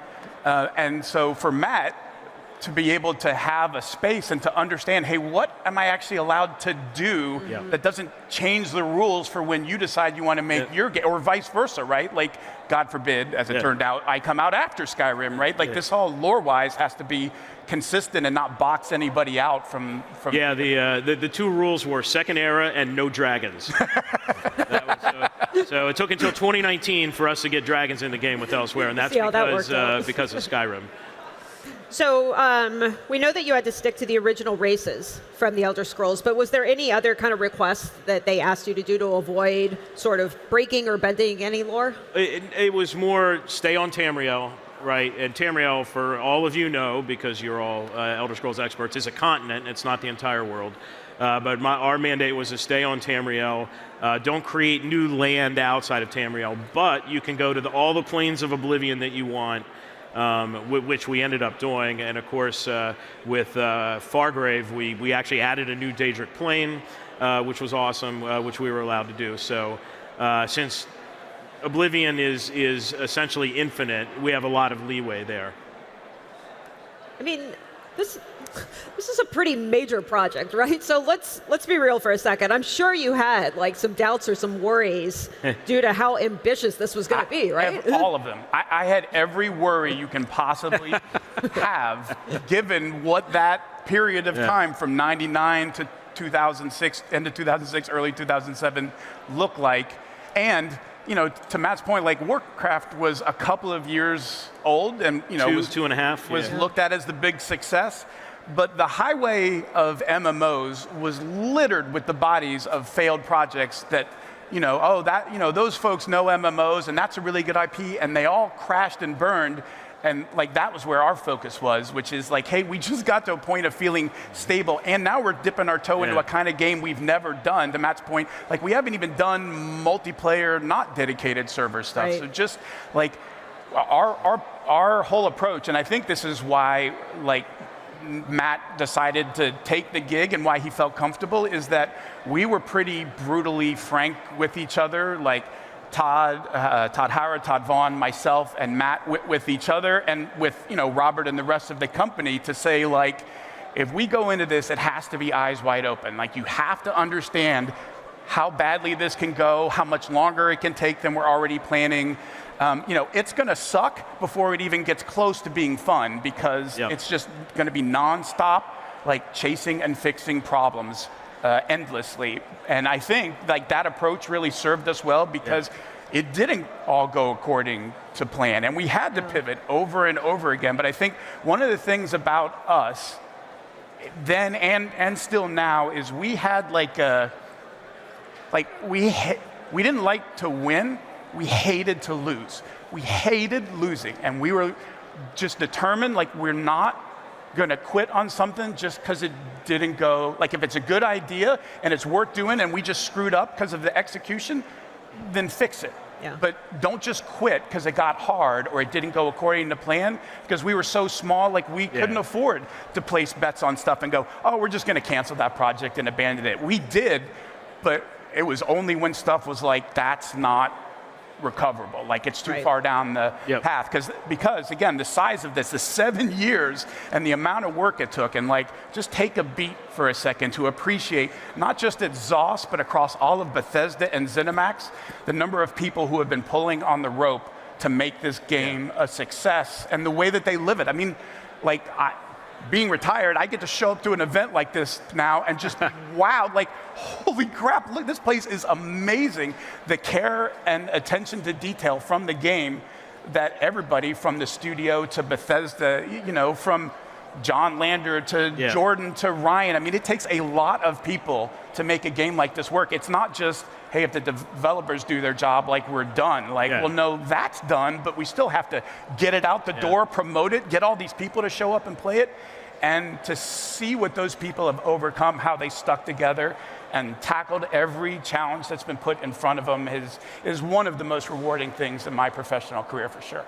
Yeah, and in those early days, while we were contemplating this, there were definitely conversations like, hey, we just finally got some money with Oblivion, don't F it up, right? I mean, that was an employee sentiment, right? Inside of our company, it was like, hey, are you... Yeah, like we are funding you, so don't mess it up. We just got here, That was there was some pressure. I think the first time I met Robert, it was at the QuakeCon where we first showed off ESO publicly, and I was explaining to him like what we were doing there, and we were going to show this, and we're all really excited. We've been practicing really hard, and he's just looking at me, and he literally said that. Well, don't F it up, but he actually, said the word, and I'm like. Yeah, I mean, I remember very clearly when we finally got to the point where we were setting a date for launch and starting on the road, and Robert was like, all right, you got funding, you got employees, you got an IP, you got an engine. I have set you up. It's on you now. And no pressure. Yeah, but I mean, that was actually great, because what he was saying was not only don't fuck it up, he was also saying, like, we got you. Yeah, whatever. But now we handed you the baton, and you have to do your job. And he trusted you. He was very big on, like, he listened, and he never claimed to be an MMO expert. But when Matt would say, like, we need this or we need to do that, Robert was like, I don't want you to have excuses like why we didn't succeed. And look, we had a PC launch that didn't go perfectly, right? It's true. But we come out of that, and Robert was unequivocal. Like, I remember vividly that first meeting afterwards, and we're digging into the numbers on launch and so forth, and there wasn't the vaguest notion of like, are we done or is this over? His whole thing was like, so how are you going to fix it? How are you going to address their complaints? How are you going to make it better? Like, how do we get this out on console? Like, just fix it. I totally went into that meeting, and we've been in the industry a long time, and after you have a launch, and it wasn't a failure, but it wasn't awesome either. It just didn't hit the numbers that they thought it would. Like, and you go to headquarters to have a meeting with the boss in the big boardroom, right? And you know how those meetings usually go, right? And so but we went in, and Robert was like, all right, we got some problems. Now you're going to tell me how we're going to fix them, right? And that's how the meeting went, and that is the... it just does not happen in the game industry. It's just how it was. I'm here to tell you that I think if that meeting happens at most other publishers, if not all other publishers in this industry, that game might have been done then. And again, to your point, not because it wasn't succeeding, but just the level to which it was succeeding and what they expected or wanted, like, well, what they wanted is this, right? Where we are now, where the size of this community and the passion and how the game has grown. But we definitely did not have that in the beginning, and there was no looking for an exit or a way out or like, well, we tried and it didn't work. And quite honestly, like, Robert didn't really care about, like, he didn't want to hear any complaints. Like, yeah, we got lots of problems. We can sit here and complain about whatever. How are we going to fix it? Like, it's just work. Figure it out, do good work, and let's get ourselves out of here. And we did. And sitting here, right, in the middle of an amazing 10-year anniversary fan event, right? It's like, it's easy for us to talk about this, but it was a tough time. Yeah. it was a hard time, but we got through it. Yeah. Now, Matt, going back to when you first started the studio, what was that like, kind of just starting up a brand new place? Well, again, we worked for 3 months with Todd Howard's team. While I worked on getting a core group of employees, which you do when you start a project like this. You get about 20 people, and you find the people you've worked with in the past. So I hired some from Mythic. There were a couple from already at Bethesda that we hired. Rich Lambert was already at Bethesda when I was hired. And Todd Howard was like, I got this guy, this producer on Oblivion, and he really likes MMOs, and he keeps bothering me about them. So can you just take him and do what you guys I remember that. I remember that too. Actually, Rich did not hide his love for this MMO and wanting to work on it from anybody, for sure. Yeah, and we had the tech director at ZOS in up through and after launch was Amy Dunham, and she was already at Bethesda, but she'd worked for me at Mythic. And so, and she left because she didn't want to work on MMOs anymore. She was only there for like 3 months, and then I show up at Bethesda, and she's like, "Oh man, I'm back." So then another, I think, 8 or 9 years for her on the game. Yeah, that image is our first office in Hunt Valley, Maryland. Yeah. So it was already a Bethesda office. That was where they did their drag racing games. Yeah, we had like Bethesda there were drag 3 racing people. games. Yeah, it's like a 3-person team up there making a drag racing game. Yeah, so we moved up there. And our team started, and the first hire we made when we went there was a receptionist, which was Gina. Me. In 2008. So Gina started as our receptionist, and then, of course, worked her way up, and now you see where she is. So when you started... Original team member. Your studio Number 6? Yeah. Number 6? Number 6 or 7. Nice. Yeah. So how big is your studio initially? Like what size did you sort of grow it to? We grew to way too many for that space. Oh, we had people sitting in the hallway next to the bathroom on folding tables. Like it was. Yeah. Hey. But it's not like he was there. It's not like 200, right? Yeah, like it's like 20, 30 people somewhere in there. Yeah. It was very crowded and very smelly, but well, there were only 2 bathrooms, and they were unisex. So, like, you know, I was the only woman for a long time, and boy, let me tell you, I would frequently walk across the street to Starbucks and use their bathroom. Yeah. So, but you know, that was how startups worked, and we got our bigger office built out, and then we were off and running after that. Now, Matt, I imagine for kind of the core team, you had some individuals already kind of envisioned of who you wanted to tap, right? Yep. Oh, yeah. I had people from Mythic. I called people I knew from other companies. Andrew Boyd, sitting in the front row there, who I knew from Kesmai many years before.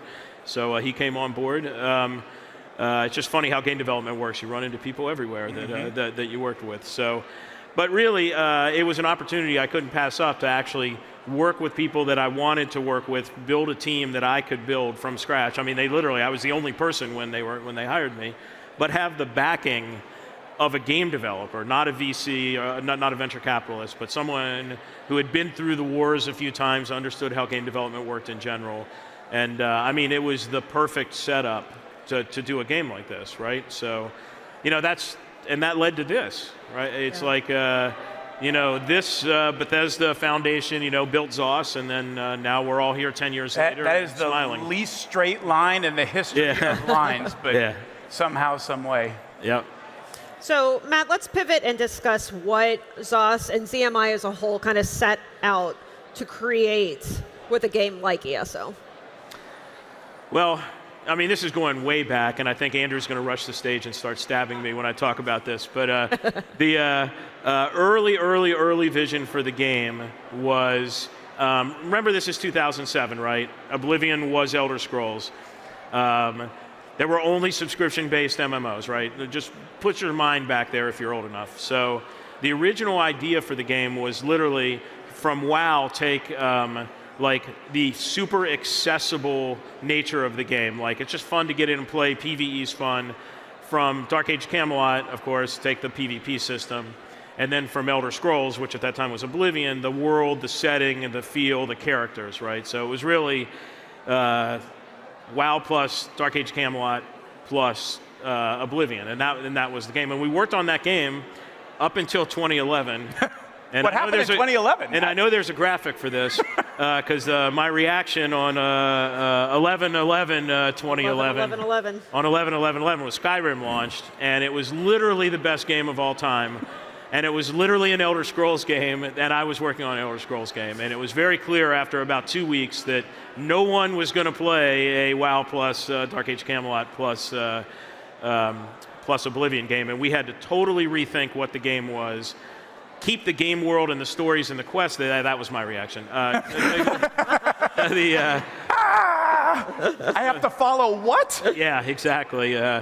Making an MMO from scratch with a team from scratch and then following one of the best games of all time is really not for the faint of heart. But so we had to peel back the layers around our great content and add the layers back in and make them more Skyrim-like. And so the game between early 2012, literally March 2012, we had a giant team meeting and had the new vision for the game, and it was basically Skyrimizing ESO.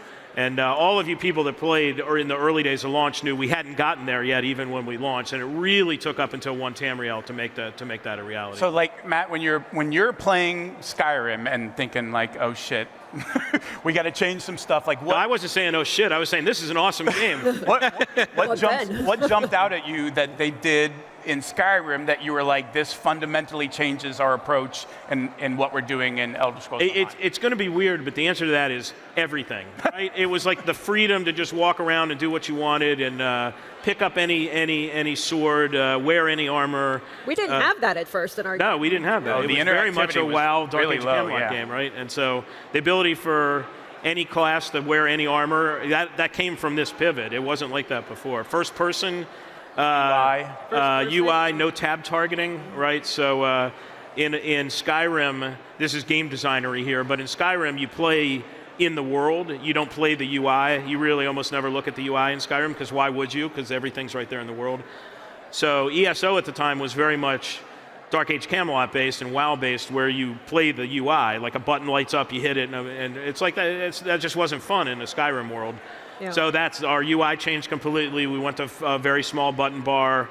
We added the graphical tells when a monster's about to do a heavy attack on you, and that all came from that. So you could look in the world and see what was happening and not look at the UI. Stupid question, but had we decided to do consoles by the time Skyrim came out? I don't remember when.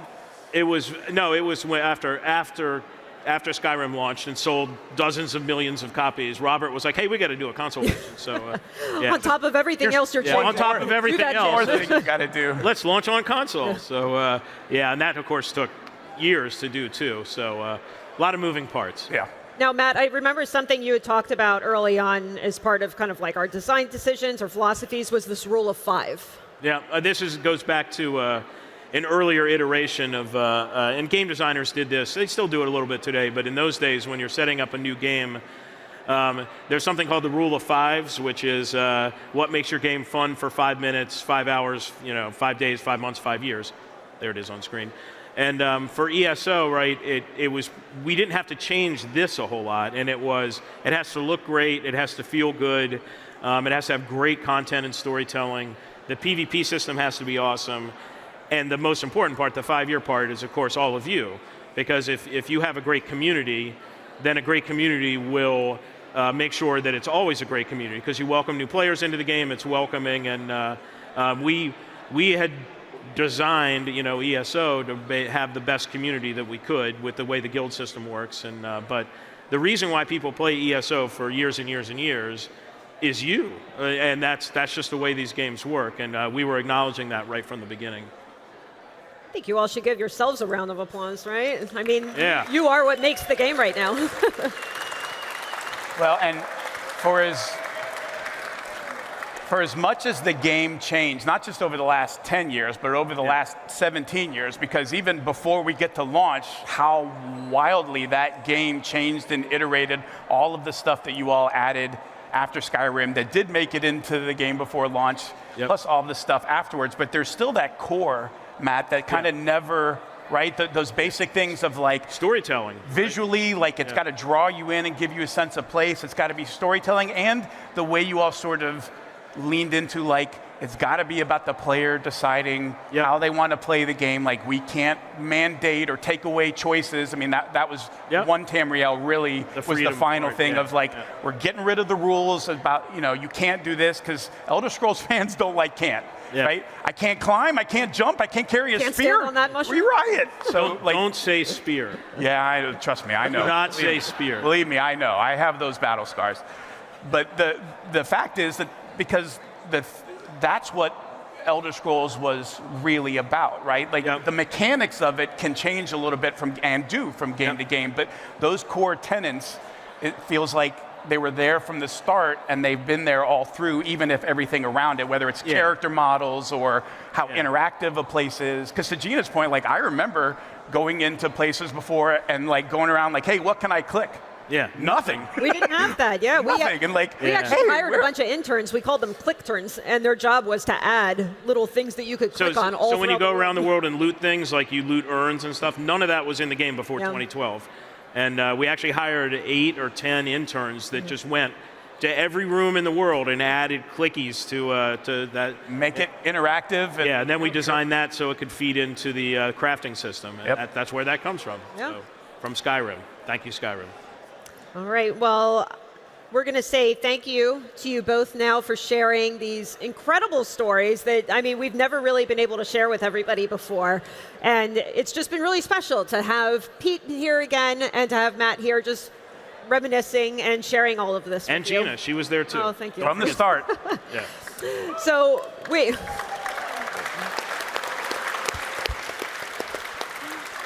we are going to take a super quick break, and in just a moment, we're going to bring out some other folks from the ZOS dev team to talk more about pre-launch days. So sit tight, and we will be right back.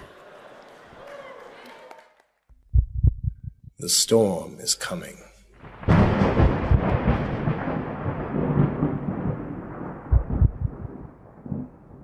The scent of war swirls in the air. As the Imperial throne lies empty, the fate of all Tamriel rests on the strength of a common prisoner's soul. Evil awakens. A long-banished foe stirs. Those who would destroy Tamriel seek out dangers to their dark plot.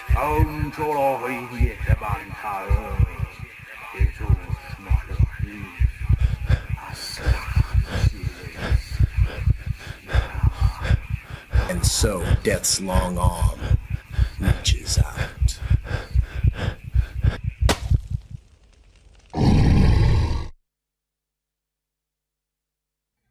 It is the 582nd year of the Second Era. The drums of war are sounding.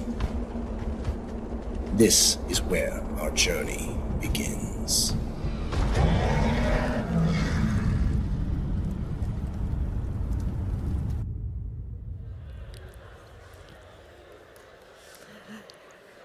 That was a work in progress video, right? That wasn't even our final video that we released. So little peek there. Sorry, CJ. Something from the vault, right? So we are going to continue on our discussion of the origins of ESO. Excited to introduce some new members here on stage. I'd like to introduce everybody first. So first we have our creative director, Rich Lambert.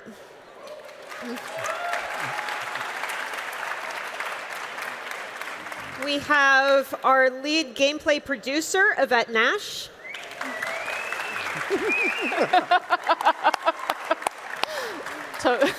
We have our live services director, Joe Burba.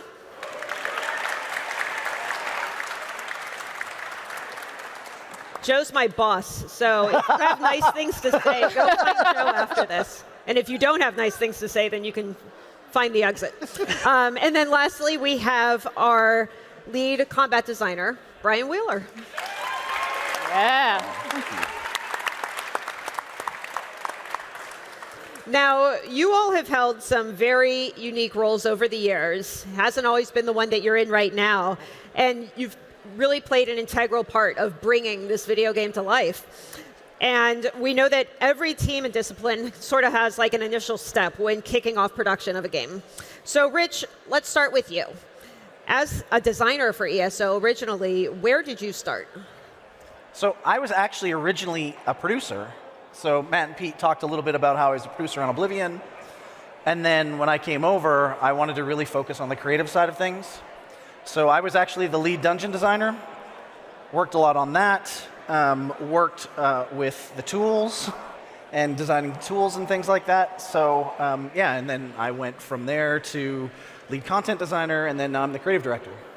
I actually remember very, very early on, we would play test your dungeons, and he put something in. It was the treasure chest. Yes. It was the treasure chest. So we would run around traps. and like, you know, there was always one treasure chest that was a trap, and it would blow up when you opened it and wipe your entire group.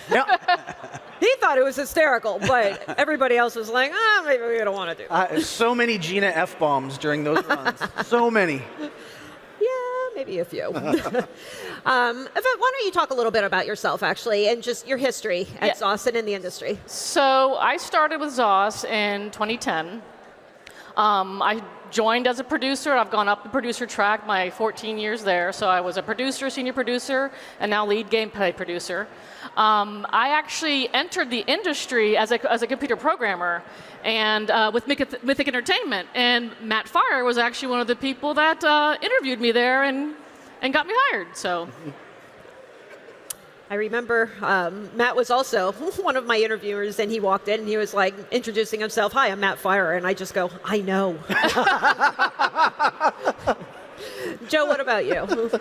So I started about 12 years ago. I had actually worked at NCSoft on City of Heroes. For those of you who are older, remember that game, which was awesome. It's a great game. And absolutely great game. Yeah. See, there's that one guy. But Paul Sage worked on Tabula Rasa, and after he had come to work at ZeniMax, every couple of months he would call me and go, "Are you ready to move to Baltimore yet?" And I was like, "No." And then he called me on a really bad day at work, and I was like, "Well," he was like, "Just come for dinner." And so I had dinner with Yvette and Paul, and I knew I was home. Yeah, The Wire, by the way, is the worst recruiting tool ever. Yes. I mean, it is called Charm City. So it has its That was charm. a different kind of charm. Yeah. Wheels? Oh, let's see. I've been in the industry since '99. Actually, I started doing like late night tech support and help for people calling in about Morrowind, like way back then. But from there, I met contacts that got me into Mythic to work on Dark Age of Camelot and Warhammer Online. That's where I met Yvette. That's where I met Matt. A bunch of people back at the studio. And from there, they were like, "Hey, do you want to come work with us up here at ZeniMax?" I was like, "Okay, sure, let's give it a shot." And they were like, "Coming up, make PvP." I was like, Yeah, make do it. PvP. Make PvP. Just get right to it.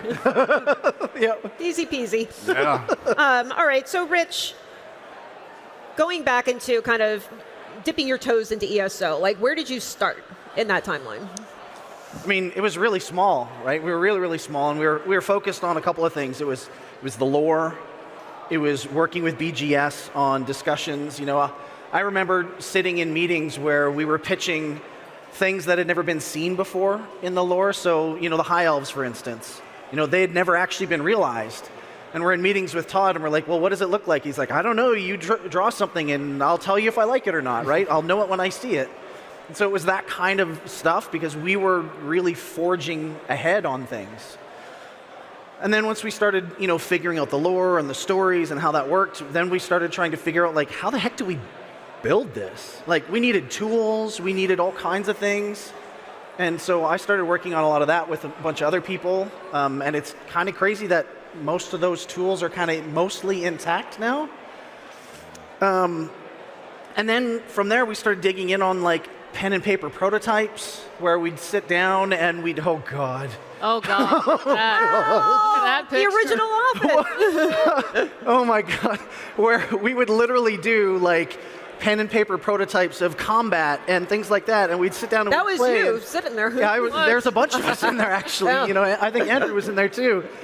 And then once we got all that together, we started, prototyping in an engine.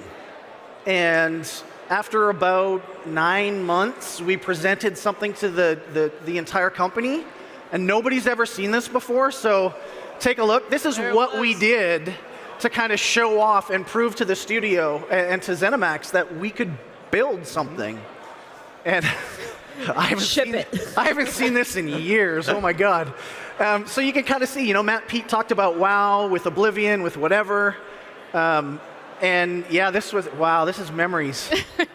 Very, cow. very geometric. Yeah. I remember seeing that, like, when I got hired, and they were like, look, you can edit terrain on the fly. Oh, the tools were unbelievable. Like, I was like, holy shit, that's badass. Yeah, like, get in there. We could literally have a world builder check an area out, paint the terrain, raise and lower it, do whatever, check it in, and everybody would see it instantly. There was no offline building. There was not, like, it was really, really cool tech. It sounds cool to you. Everyone else is. It was really cool tech. No lighting, no offline building, no waiting days for the next build. Like, it was just there, and we could go in and we can iterate and prototype. It was amazing. Wheeler, what about you? Like, where did you start with all of this? Oh, the start conversations were crazy about Cyrodiil, because it was, when you look at Oblivion, obviously it's a much bigger space than just the space we have right now. And the conversations were, Cyrodiil was a jungle back in the day, and we had to have many debates about, well, what does a jungle really mean? We had our lore master, Lawrence, kind of give me the green light of saying, well, a jungle can be interpreted as like it was the Wild Wild West, so it wasn't like, it's a jungle out there. So that kind of gave us a bit of carte blanche to take the area and make it our own. And there were a lot of discussions back and forth with BGS about that, too. Yeah. Because they were like, you can't mess it up too much. But look what we kind of did in Gold Road. Oh, like, yeah. There's a nod to the lore there, right? Yeah. Like, and we got a height map from them, which is basically a grayscale thing that we could import. Oh my gosh, look at that. Oh, that this picture. Look at that. Yeah, this was an original, like, here are the biomes of Cyrodiil, and you can see the Superman shape that we came up with, because it had to be equal from all three sides. But you can see how, like, the bottom portion, we were, like, it has to be very summery, and in the middle was autumn, and we had to have the Great Forest represented. Right. And, of course, the snowy north. what year is that from? That's like 2009? Oh, God, that was 09, 010. Yeah. So I think that was way, way back then. And that was way before we even had keeps put into the... Right. Oh, yeah. Yeah, so it was crazy. Yvette, you're in the hot seat. Where did you start? So I started early on with classes in combat.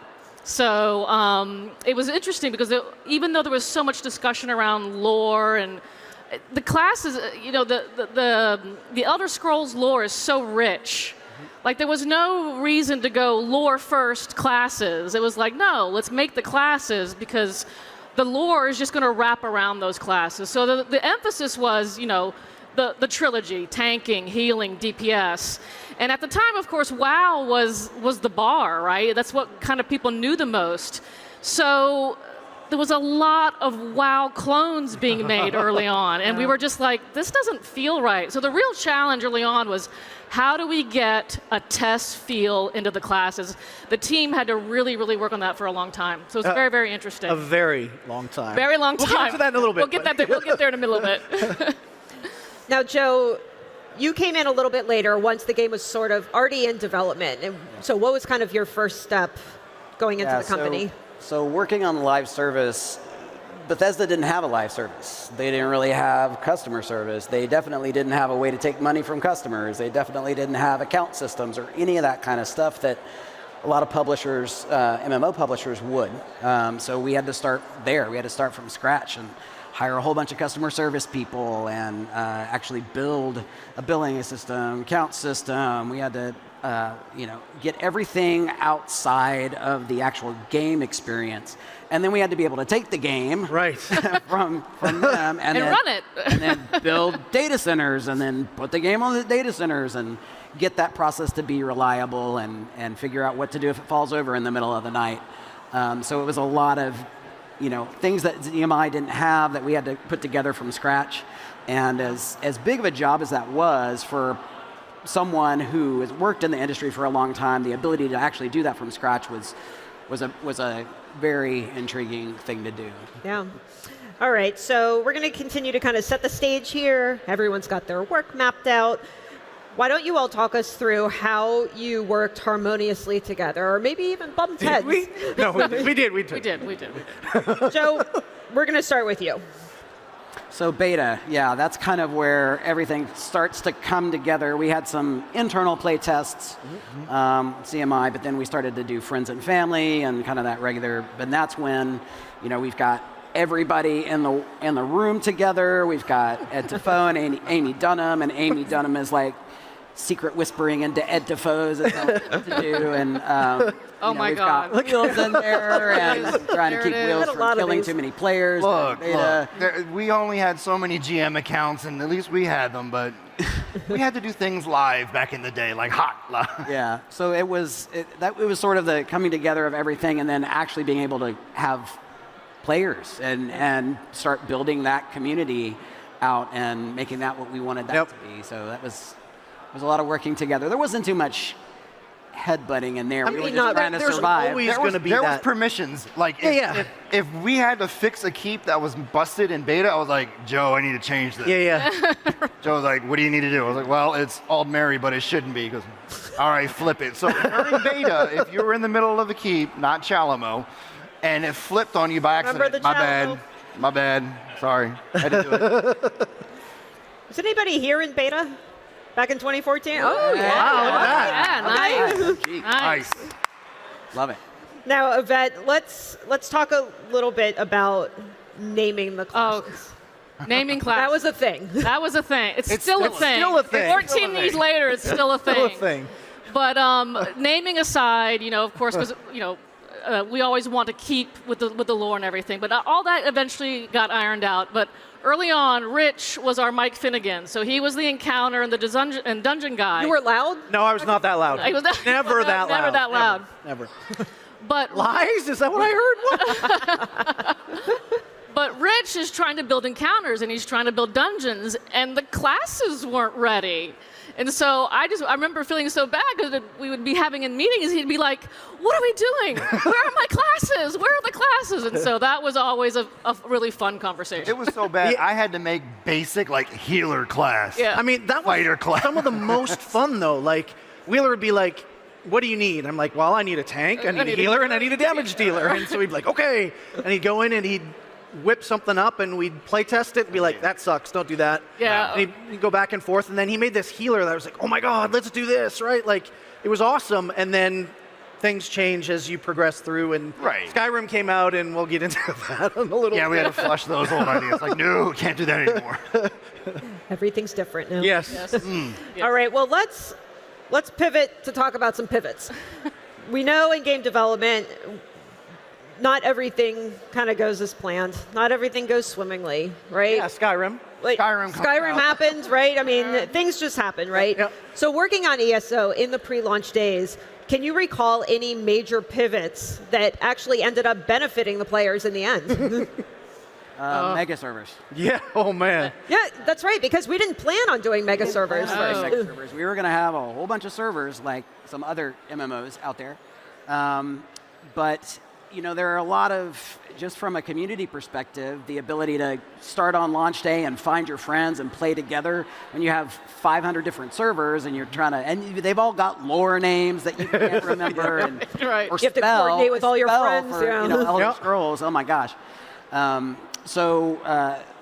tech gets together and decides we're going to do mega servers, and so that was a major pivot at the time, and that was just a mind-blowing. It was really hard on poor Wheeler. That was a nightmare. We want everybody to play on the same Citadel. Oh my God. Okay. I was like, what? Yeah. Well, I mean, when that came out, when you were like, the whole thing came down of we need mega servers, I was like, all right, well, we're going to have North America and Europe. We can't have literally an entire continent in Cyrodiil. And when we started playtesting with, keeps and having physics stuff in Adjust, we had playtests on a regular. We still have playtests on a regular basis in the studio. And we had good old Glade Mist set up in Cyrodiil, and we had a version of Cyrodiil that some people were on and another version that other people were in. And the walls were getting destroyed in version 1. And people were able to, shoot through the walls and, kill people fine when the walls got broken down. But in this one over here, the walls were fully up. But people were still getting shot through. We were like, what is going on? This makes no sense. So I had to mega servers. Yeah, I had to go talk to Ed, who's our lead engineer, and he goes, yeah, that's a problem. Because apparently they were sharing what we call a physics process, which is it knows the walls are there. And it thought the walls that existed here were over here. So people were like running through walls left and right in this one and going, dude, Wheeler, your stuff is broke. So that turned up where we had to come up with a campaign system and like having that stuff all split out. Yeah, God. Look at that early on. Stuff. Oh my Lord. All right. This is when we first got walls breaking. Oh my God. And this is me doing my GM account movement stuff. But yeah, this was... That was initially early. way When did back. you sneak that in? What? When did you sneak that in? I mean, I snuck in that gray box stuff. God knows how many years ago. Wow. Yeah, that was... You saved a lot of stuff on your machine. You did. Years ago. Yeah. I have like the archive of all the old stuff from even back in 2009. I've saved everything. Every time I get a new computer, I have to have that Copy it hard over? drive like backed up and saved because of stuff like this, where people like, Now, we talked about Skyrim a little bit earlier. There was a pretty major pivot, I think, thanks to Skyrim, right, that you had to help with. Yes. So, the combat system at the time was very button mashy, right? You're looking at the UI, your abilities are lighting up. So very, very well. That's how Yvette plays games. That's how I play games. That's how she types, too. That's how I type, too, yes. So, of course, Skyrim comes out, and Matt alluded to this earlier. In Skyrim, you're playing the world. You're not looking at the UI. You're not looking at mini maps and things like that. And so the challenge became, how do we incorporate that into ESO? How are we going to make it so that you're playing the world? And so one of the programmers at the time, he was inspired by one of the Batman games at the time with the reticle system in that game. Yeah. And he went off and prototyped it and brought it back, and we affectionately called it the Column Cam because that was his name. Yep. And so it was turned down originally, but as Skyrim came out, it just made sense. Yeah, it worked. It worked. The reticle system worked. The only major downside, which was another major pivot within a pivot, was that healing now was broken. Like that the reticle system completely changed healing in the game. So we had to start healing all the way from scratch again. So that was a major challenge for the team, major pivot, but they did it. There was no more whack-a-mole, right? There was no more whack-a-mole. No more. It's not AAA if you no more button pushy. Oh boy. Yeah. Rich, what about you? I know from the design side, I mean, there was a lot that kind of had to change, right? Thanks to Skyrim. Yeah, I mean, there's tons, right? Like, design-wise, it was, WoW meets Daeok meets Oblivion. And then Skyrim came out, and it was very, very different, right? Like, it wasn't just walls of text. Like, it was super immersive. It was super interactive. We had to kind of pivot on some of those things. We had to go back to the kind of drawing board on how we told stories. Mm-hmm. No more kind of hub and spoke. We had to go back to something a little different where you just wander the world and find things. Find stuff, yeah. Which is interesting because that was one of the things we kind of like first prototyped way back in the day. I don't know if you guys remember Tulun. Way in the OG days. That was kind of that thing, and we ended up kind of going back to it, which was cool. Yeah. Yep.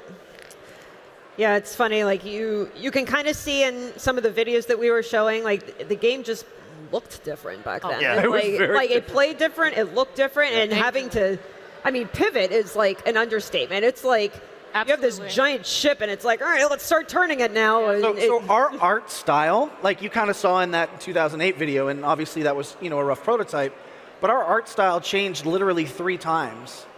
And Jared Carr, who's retired now, he came in and he basically redid with his team the art from basically blew everything out. They kept the major footprints, but blew everything out, redid it to what you see today. And they did that in like 18 months. I think the Bretons were redone 5 times. Yeah, like it was unbelievable how quickly they were able to redo it. And we have that same art style now. That's a pretty major decision, though. Like, I mean, you know, I know Matt and Pete talked a lot about how Robert really kind of trusted us to do what we thought was right for the game, but I mean, we're already years into development at this point, and making those kinds of decisions that affect, you know, potentially years. Yeah. I mean, that's a pretty big deal. It is, and I mean, some of that is game development, right? Like, game development isn't an exact science. It never goes in a straight line, right? Like, it's never you do this, you do this, you do this, you do this. It's you do this, oh shit, do this, right? Oh shit, do this, right? Like, that's just kind of what it is. Producers' worst nightmares. I was going to say, when you're kind of making those plans as a producer, do you pad the time to account for things like that? You just cannot account for that kind of major pivot. You just kind of like, okay, well, now we're in April. Let's just start throw it all. then we'll just keep going from here at this point. Yeah. So we're going to give you a chance to kind of give yourselves a pat on the back a little bit. Why don't you talk about something that you did or that you helped with in the pre-launch days that you are particularly proud of? Yvette, you want to go first? I'll go first. Yeah. So one of my literally my initial role when I came on board was the localization producer. And so I took really great pride in working with someone I worked with at Mythic as well, an outside consultant, and really, we wanted to make the game an excellent translation, and we really wanted to make an immersive experience for our German and French players. And then we decide that we're going to VO the game. That's another thing. Yeah, that's another. It was not fully VO'd. It was not fully VO'd. It was great walls of text. Oh yes, yes. So we decided that we're going to VO the game, but the tech was timed in English. So our French and German VO actors had to fit their lines within the English VO timing. They are the unsung heroes in the background of the VOing. And let me tell you, it was quite the challenge. I'm really proud of how all that turned out, and it's amazing. I still, to this day, have no idea how we did it. Like, it was literally one-shots. It was fire this line and wait till it was done and then play the next line. And that's how we timed things. Because we totally didn't plan on doing VO at all. And we literally had to export how long did the English take? And so the actors could see, okay, that took 30 seconds, that took 15 seconds. And they had to practice in getting that VO in those time frames. So whether they had to shorten it or make it bigger. So it was quite a challenge. Unbelievable, yeah. Well, I don't know German, but I do know German words are really long. Yes. There's a lot of consonants in there, so yes. Props to the VO actors for sure. I only know English, all right? Joe, what about you? What's something that you're proud of? I mean, just launching the game and, having everybody play and together. I think we had worked so hard for so long. Oh, the old war room. Is that shaving? Oh, my God. Oh, my God. You have hair. You have hair. I have hair in that picture. That's Oh, I forgot about the head shaving. Yep. And then one of our engineers had grown his hair out during the entire beta process, and it was launch day, so he cut his hair on that day. That's the guy who ran our knock cutting his hair. But we had worked so hard and for so long, and especially the last 18 months were pretty intense. It was a blur. Being able to get in the game with all of you and play together and make guilds and talk to people and just have a good time that first couple of weeks, even though I don't remember a lot of it. Very tired. You didn't sleep. We were there a lot. Weeks. Yeah. Yes. But it was became awesome. very good friends. Just launching was awesome. It was such a culmination of so many people working for so long and so hard and pivoting so many times. Yeah. That was the original war room. Yeah. Like, Yeah. now we have the digital war room where we have Yes. to track so many more things now. So trying to get those communications fired off so much faster nowadays is we couldn't do it like that anymore. No. No, not at all. No way. Wheels, what about you? Honestly, like the PvP crew back in the day making Cyrodiil was really tight knit. It was a bunch of us that was a combination of Mythic crew, but also some new blood that we hired in to get the world building done. We had a consistent rotating door of world builders that learned how to build PvP terrain, to work with all the crazy inlaid systems that exist in Cyrodiil, and everybody was bought into it, from me as the lead all the way down, all the way through QA. And I had to pay some form of homage to those guys and girls. So we had a lot of people in game. We have Yvette in the game barking orders at Greg and Ben doing laps in the Ebonheart territory. So if you know Nash UV, that's her. We have a lot of I'm nice. We have a lot of dogs in Cyrodiil that are dedicated to people. Rich's dog is in there. My dog's in there. Link. We have a lot of characters that are just echoed all throughout Cyrodiil. So I had a lot of pride in the gang, and they surprised me on launch day, and I didn't tell you guys this. They gave me a signed poster of everybody from the team of Iren, like doing like the charge symbol. Nice. Yeah, I remember that one. Yeah. I have it on my wall at home still, and the whole original crew signed it. So I was just ridiculously proud of them to get something as massive as Cyrodiil created. And it was just special getting that out there for everybody to play. I remember we were creating a video in Cyrodiil. Oh, God. We had the whole company jumping in Cyrodiil, and somebody, I forget who it was, like we all had desk phones at the time, and they put it on speaker. It was Todd. That's right, right, it was Todd. And it was kind of like a 3, 2, 1, go thing. We all had to run, I think, across the field. Or we had to go it jump over. It was the 2012 video. Yes, it was that one. Coordinate all that. And I remember they were like, okay, now don't jump. Like, we just had to run. But it was like, hold still until they say go. And there was always one guy that was just jumping around. It was herding cats. And then it really was. And it's like, guys, we just want to get this video done. And it's like, there's the little guy jumping. And you know how we stop jumping? You know how we fixed that? Did we just kick him out? Todd literally walked to that person's office and ripped his keyboard out of his computer and walked away. Literally, that's what he did. He was so frustrated. Well, because there's always one. Like, when you're going through a group, like, there's always, that one clown in the corner jumping around. Right? Everybody's smiling in the crowd. They're like, I know that person. That's I'm that one. Yeah. I'm that guy. Yeah. Rich, what about you? What's something that you're proud of? Can I have two things? Okay, we got time for two things. Okay, two things. So I have kind of a dumb one, and then I have a good one. So well, please, the dumb one. The dumb one first, right? So as dumb as it sounds, I'm really proud of doors. The doors in ESO, like, it's kind of a developer joke. Like, doors are a lot harder than you think they are to do. But I literally worked with Greg Klein, who's one of our lead artists. Greg, I think, has been there longer than you, right? He's been with the company for 22 years. Yeah, or 23 years. One of the few that's longer than you. And he was actually one of the guys that was making the IHRA drag racing game when I started up there. But Greg and I worked really hard on getting doors in the game because they weren't animated, they didn't do anything. And I built a test area that had 300 and some odd doors. Every unique door that we had in the game so that Greg could go in and animate every single one of those doors. I'm sure he loved you for that. He did, and QA loved it too because they could just go and test all those doors because then we could just clone them and put them out. But I am super proud of the team. Getting us to launch was a huge thing. It was a massive thing. We worked really hard. It was 7 years.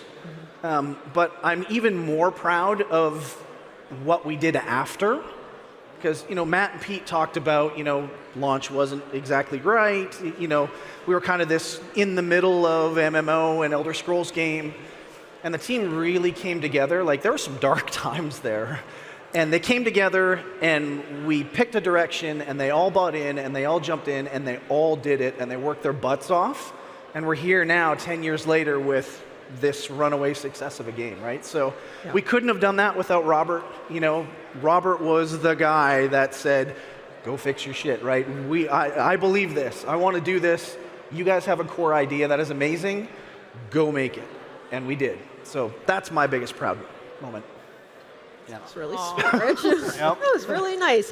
Yeah, I was going to say, let's give, I mean, not just Robert a round of applause, but everybody at the studio, like, we know, you know, you all are here, and we have a number of people from the studio here lucky enough to be at Amsterdam at this event, but there's so many more at home, and hopefully, you know, watching on stream, and I mean, we couldn't do it without them. No, it literally takes a village. Yep. Yes, like, absolutely. there are so many people from, you know, QA to all the behind-the-scenes art folks to all of our CS folks, right? Like, it just runs the gambit. Our engineering team, designers, like, writers, it's huge. There's PR, there's sales, right? Like, it just goes on forever.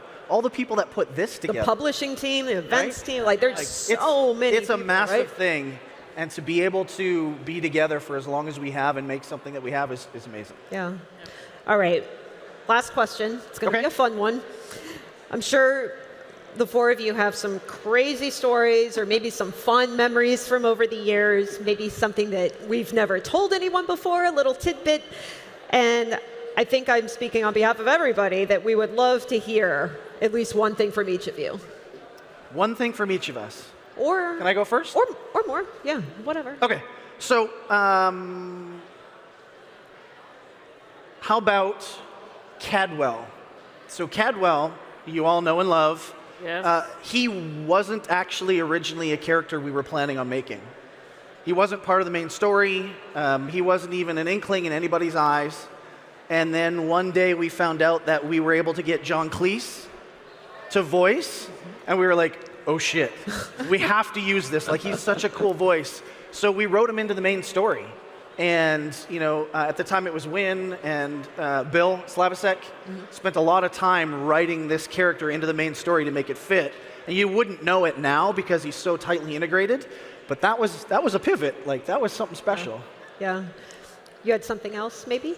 I mean, I have a whole bunch of things. I mean, we've been working on this game for 17 years. Just one more. One more. How about Rivenspire? So Rivenspire is this really cool zone. It's kind of dark and whatnot. Super polished, super amazing, but it wasn't always that way. Internally, we call it Revisionspire. Because we literally bulldozed that zone like 5 times to get it right. And we have learned a lot in that time. You know, our processes have changed a lot because of that, but yeah, that was tough. I really felt bad for that team. I remember the playtest, dude. It was like playtest Rivenspire. We're like, shit again. Yeah. Shit again, exactly. Yes. Yeah.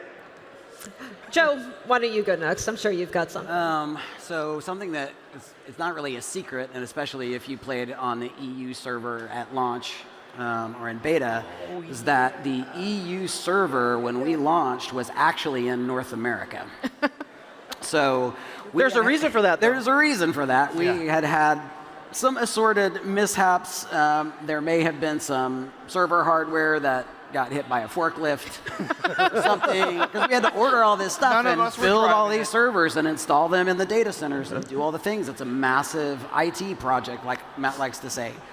That was an expensive oopsie. And it was a very That was an expensive problem. Forklift pierces servers. Yeah. Not something you so hear. Yeah, so in order to launch, we actually built the EU server in the North America data center, launched that way, and then about 2 months afterwards, we got it all, got all the hardware there, set it all up, and then took a maintenance, moved all the data over, brought it back up, and it was just magic. And then it just like magic, it works.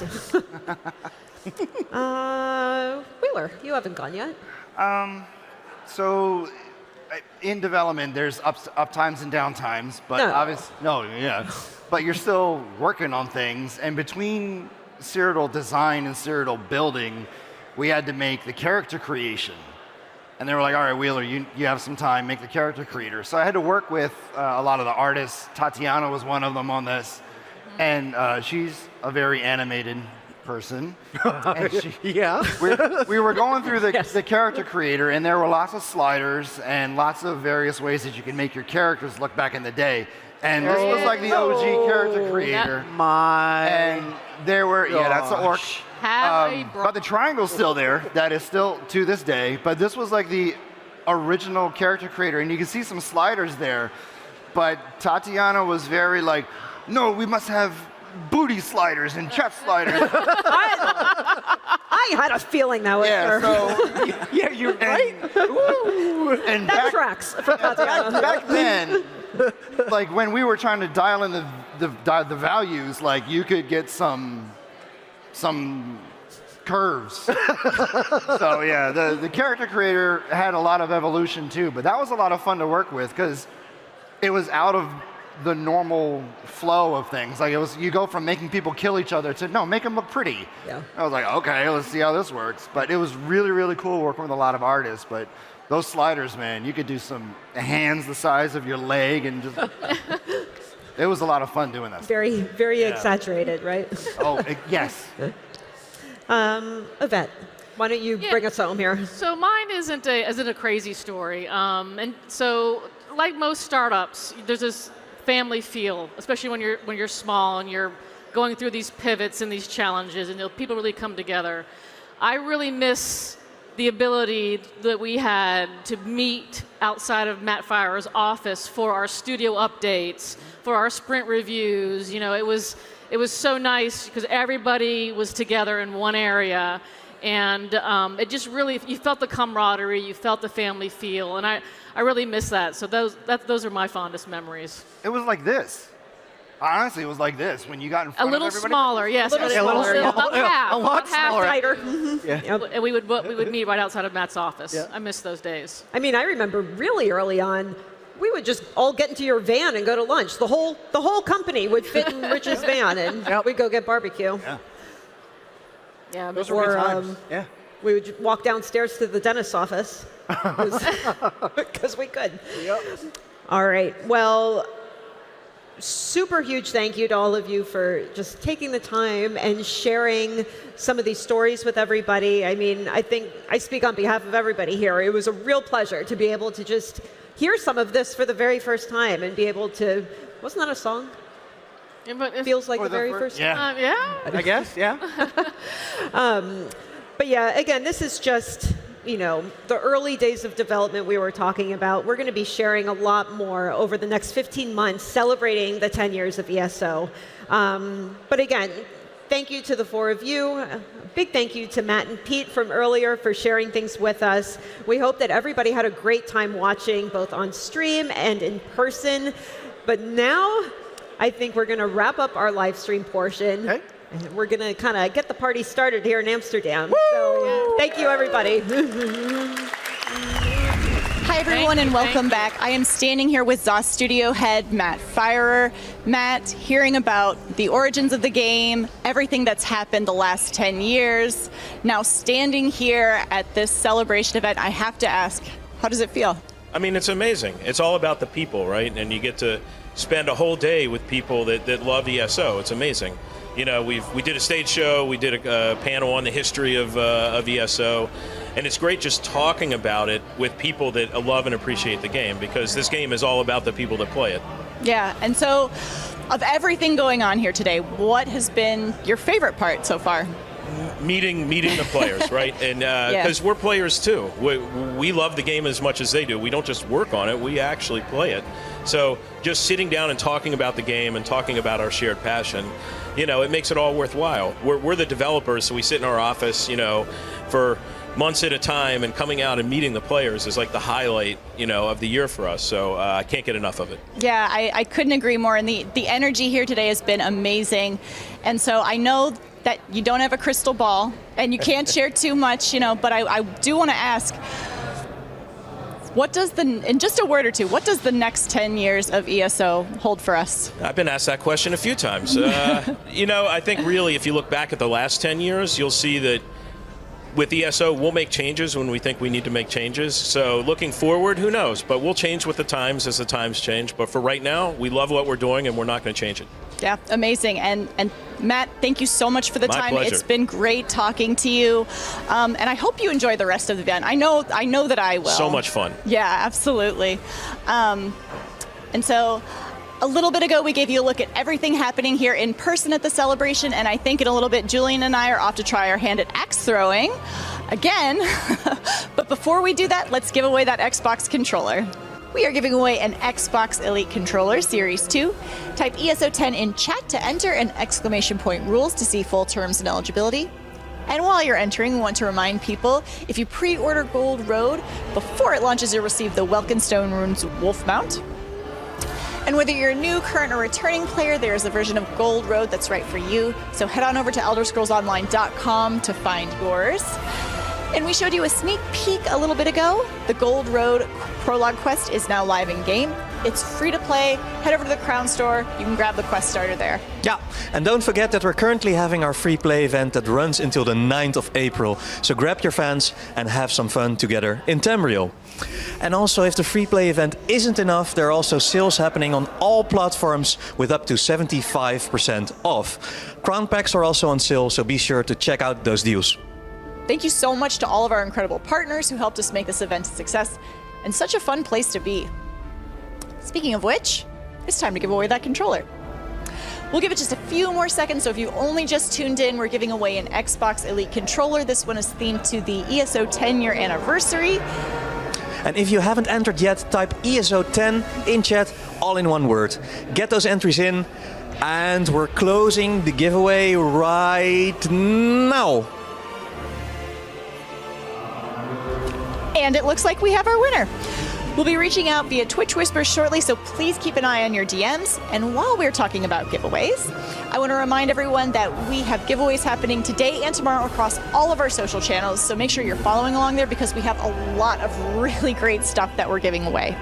Yes, and thank you to all of our wonderful sponsors for sponsoring a lot of the giveaways on social media and also here on site. They've really helped to make this event feel special. It was our pleasure to welcome all of the community to ESO in Amsterdam, and we'll have more information on upcoming in-person anniversary events in the future, so follow along on our social media for more info and keep an eye on our local Bethesda and ESO channels for more details. We have our local ESO 10 celebration in 2 weeks at Elvia in the Netherlands, and there are just a few tickets left, so grab those while you still can. Thank you for tuning in and joining us for our 10-year anniversary live stream. If you missed any part of the stream, your opportunity for drops, or you just want to watch it again, we'll be airing the broadcast again at 3:30 p.m. ET. We hope to see you at one of our anniversary celebration events in the near future. And until next time, we'll see you in Tamriel.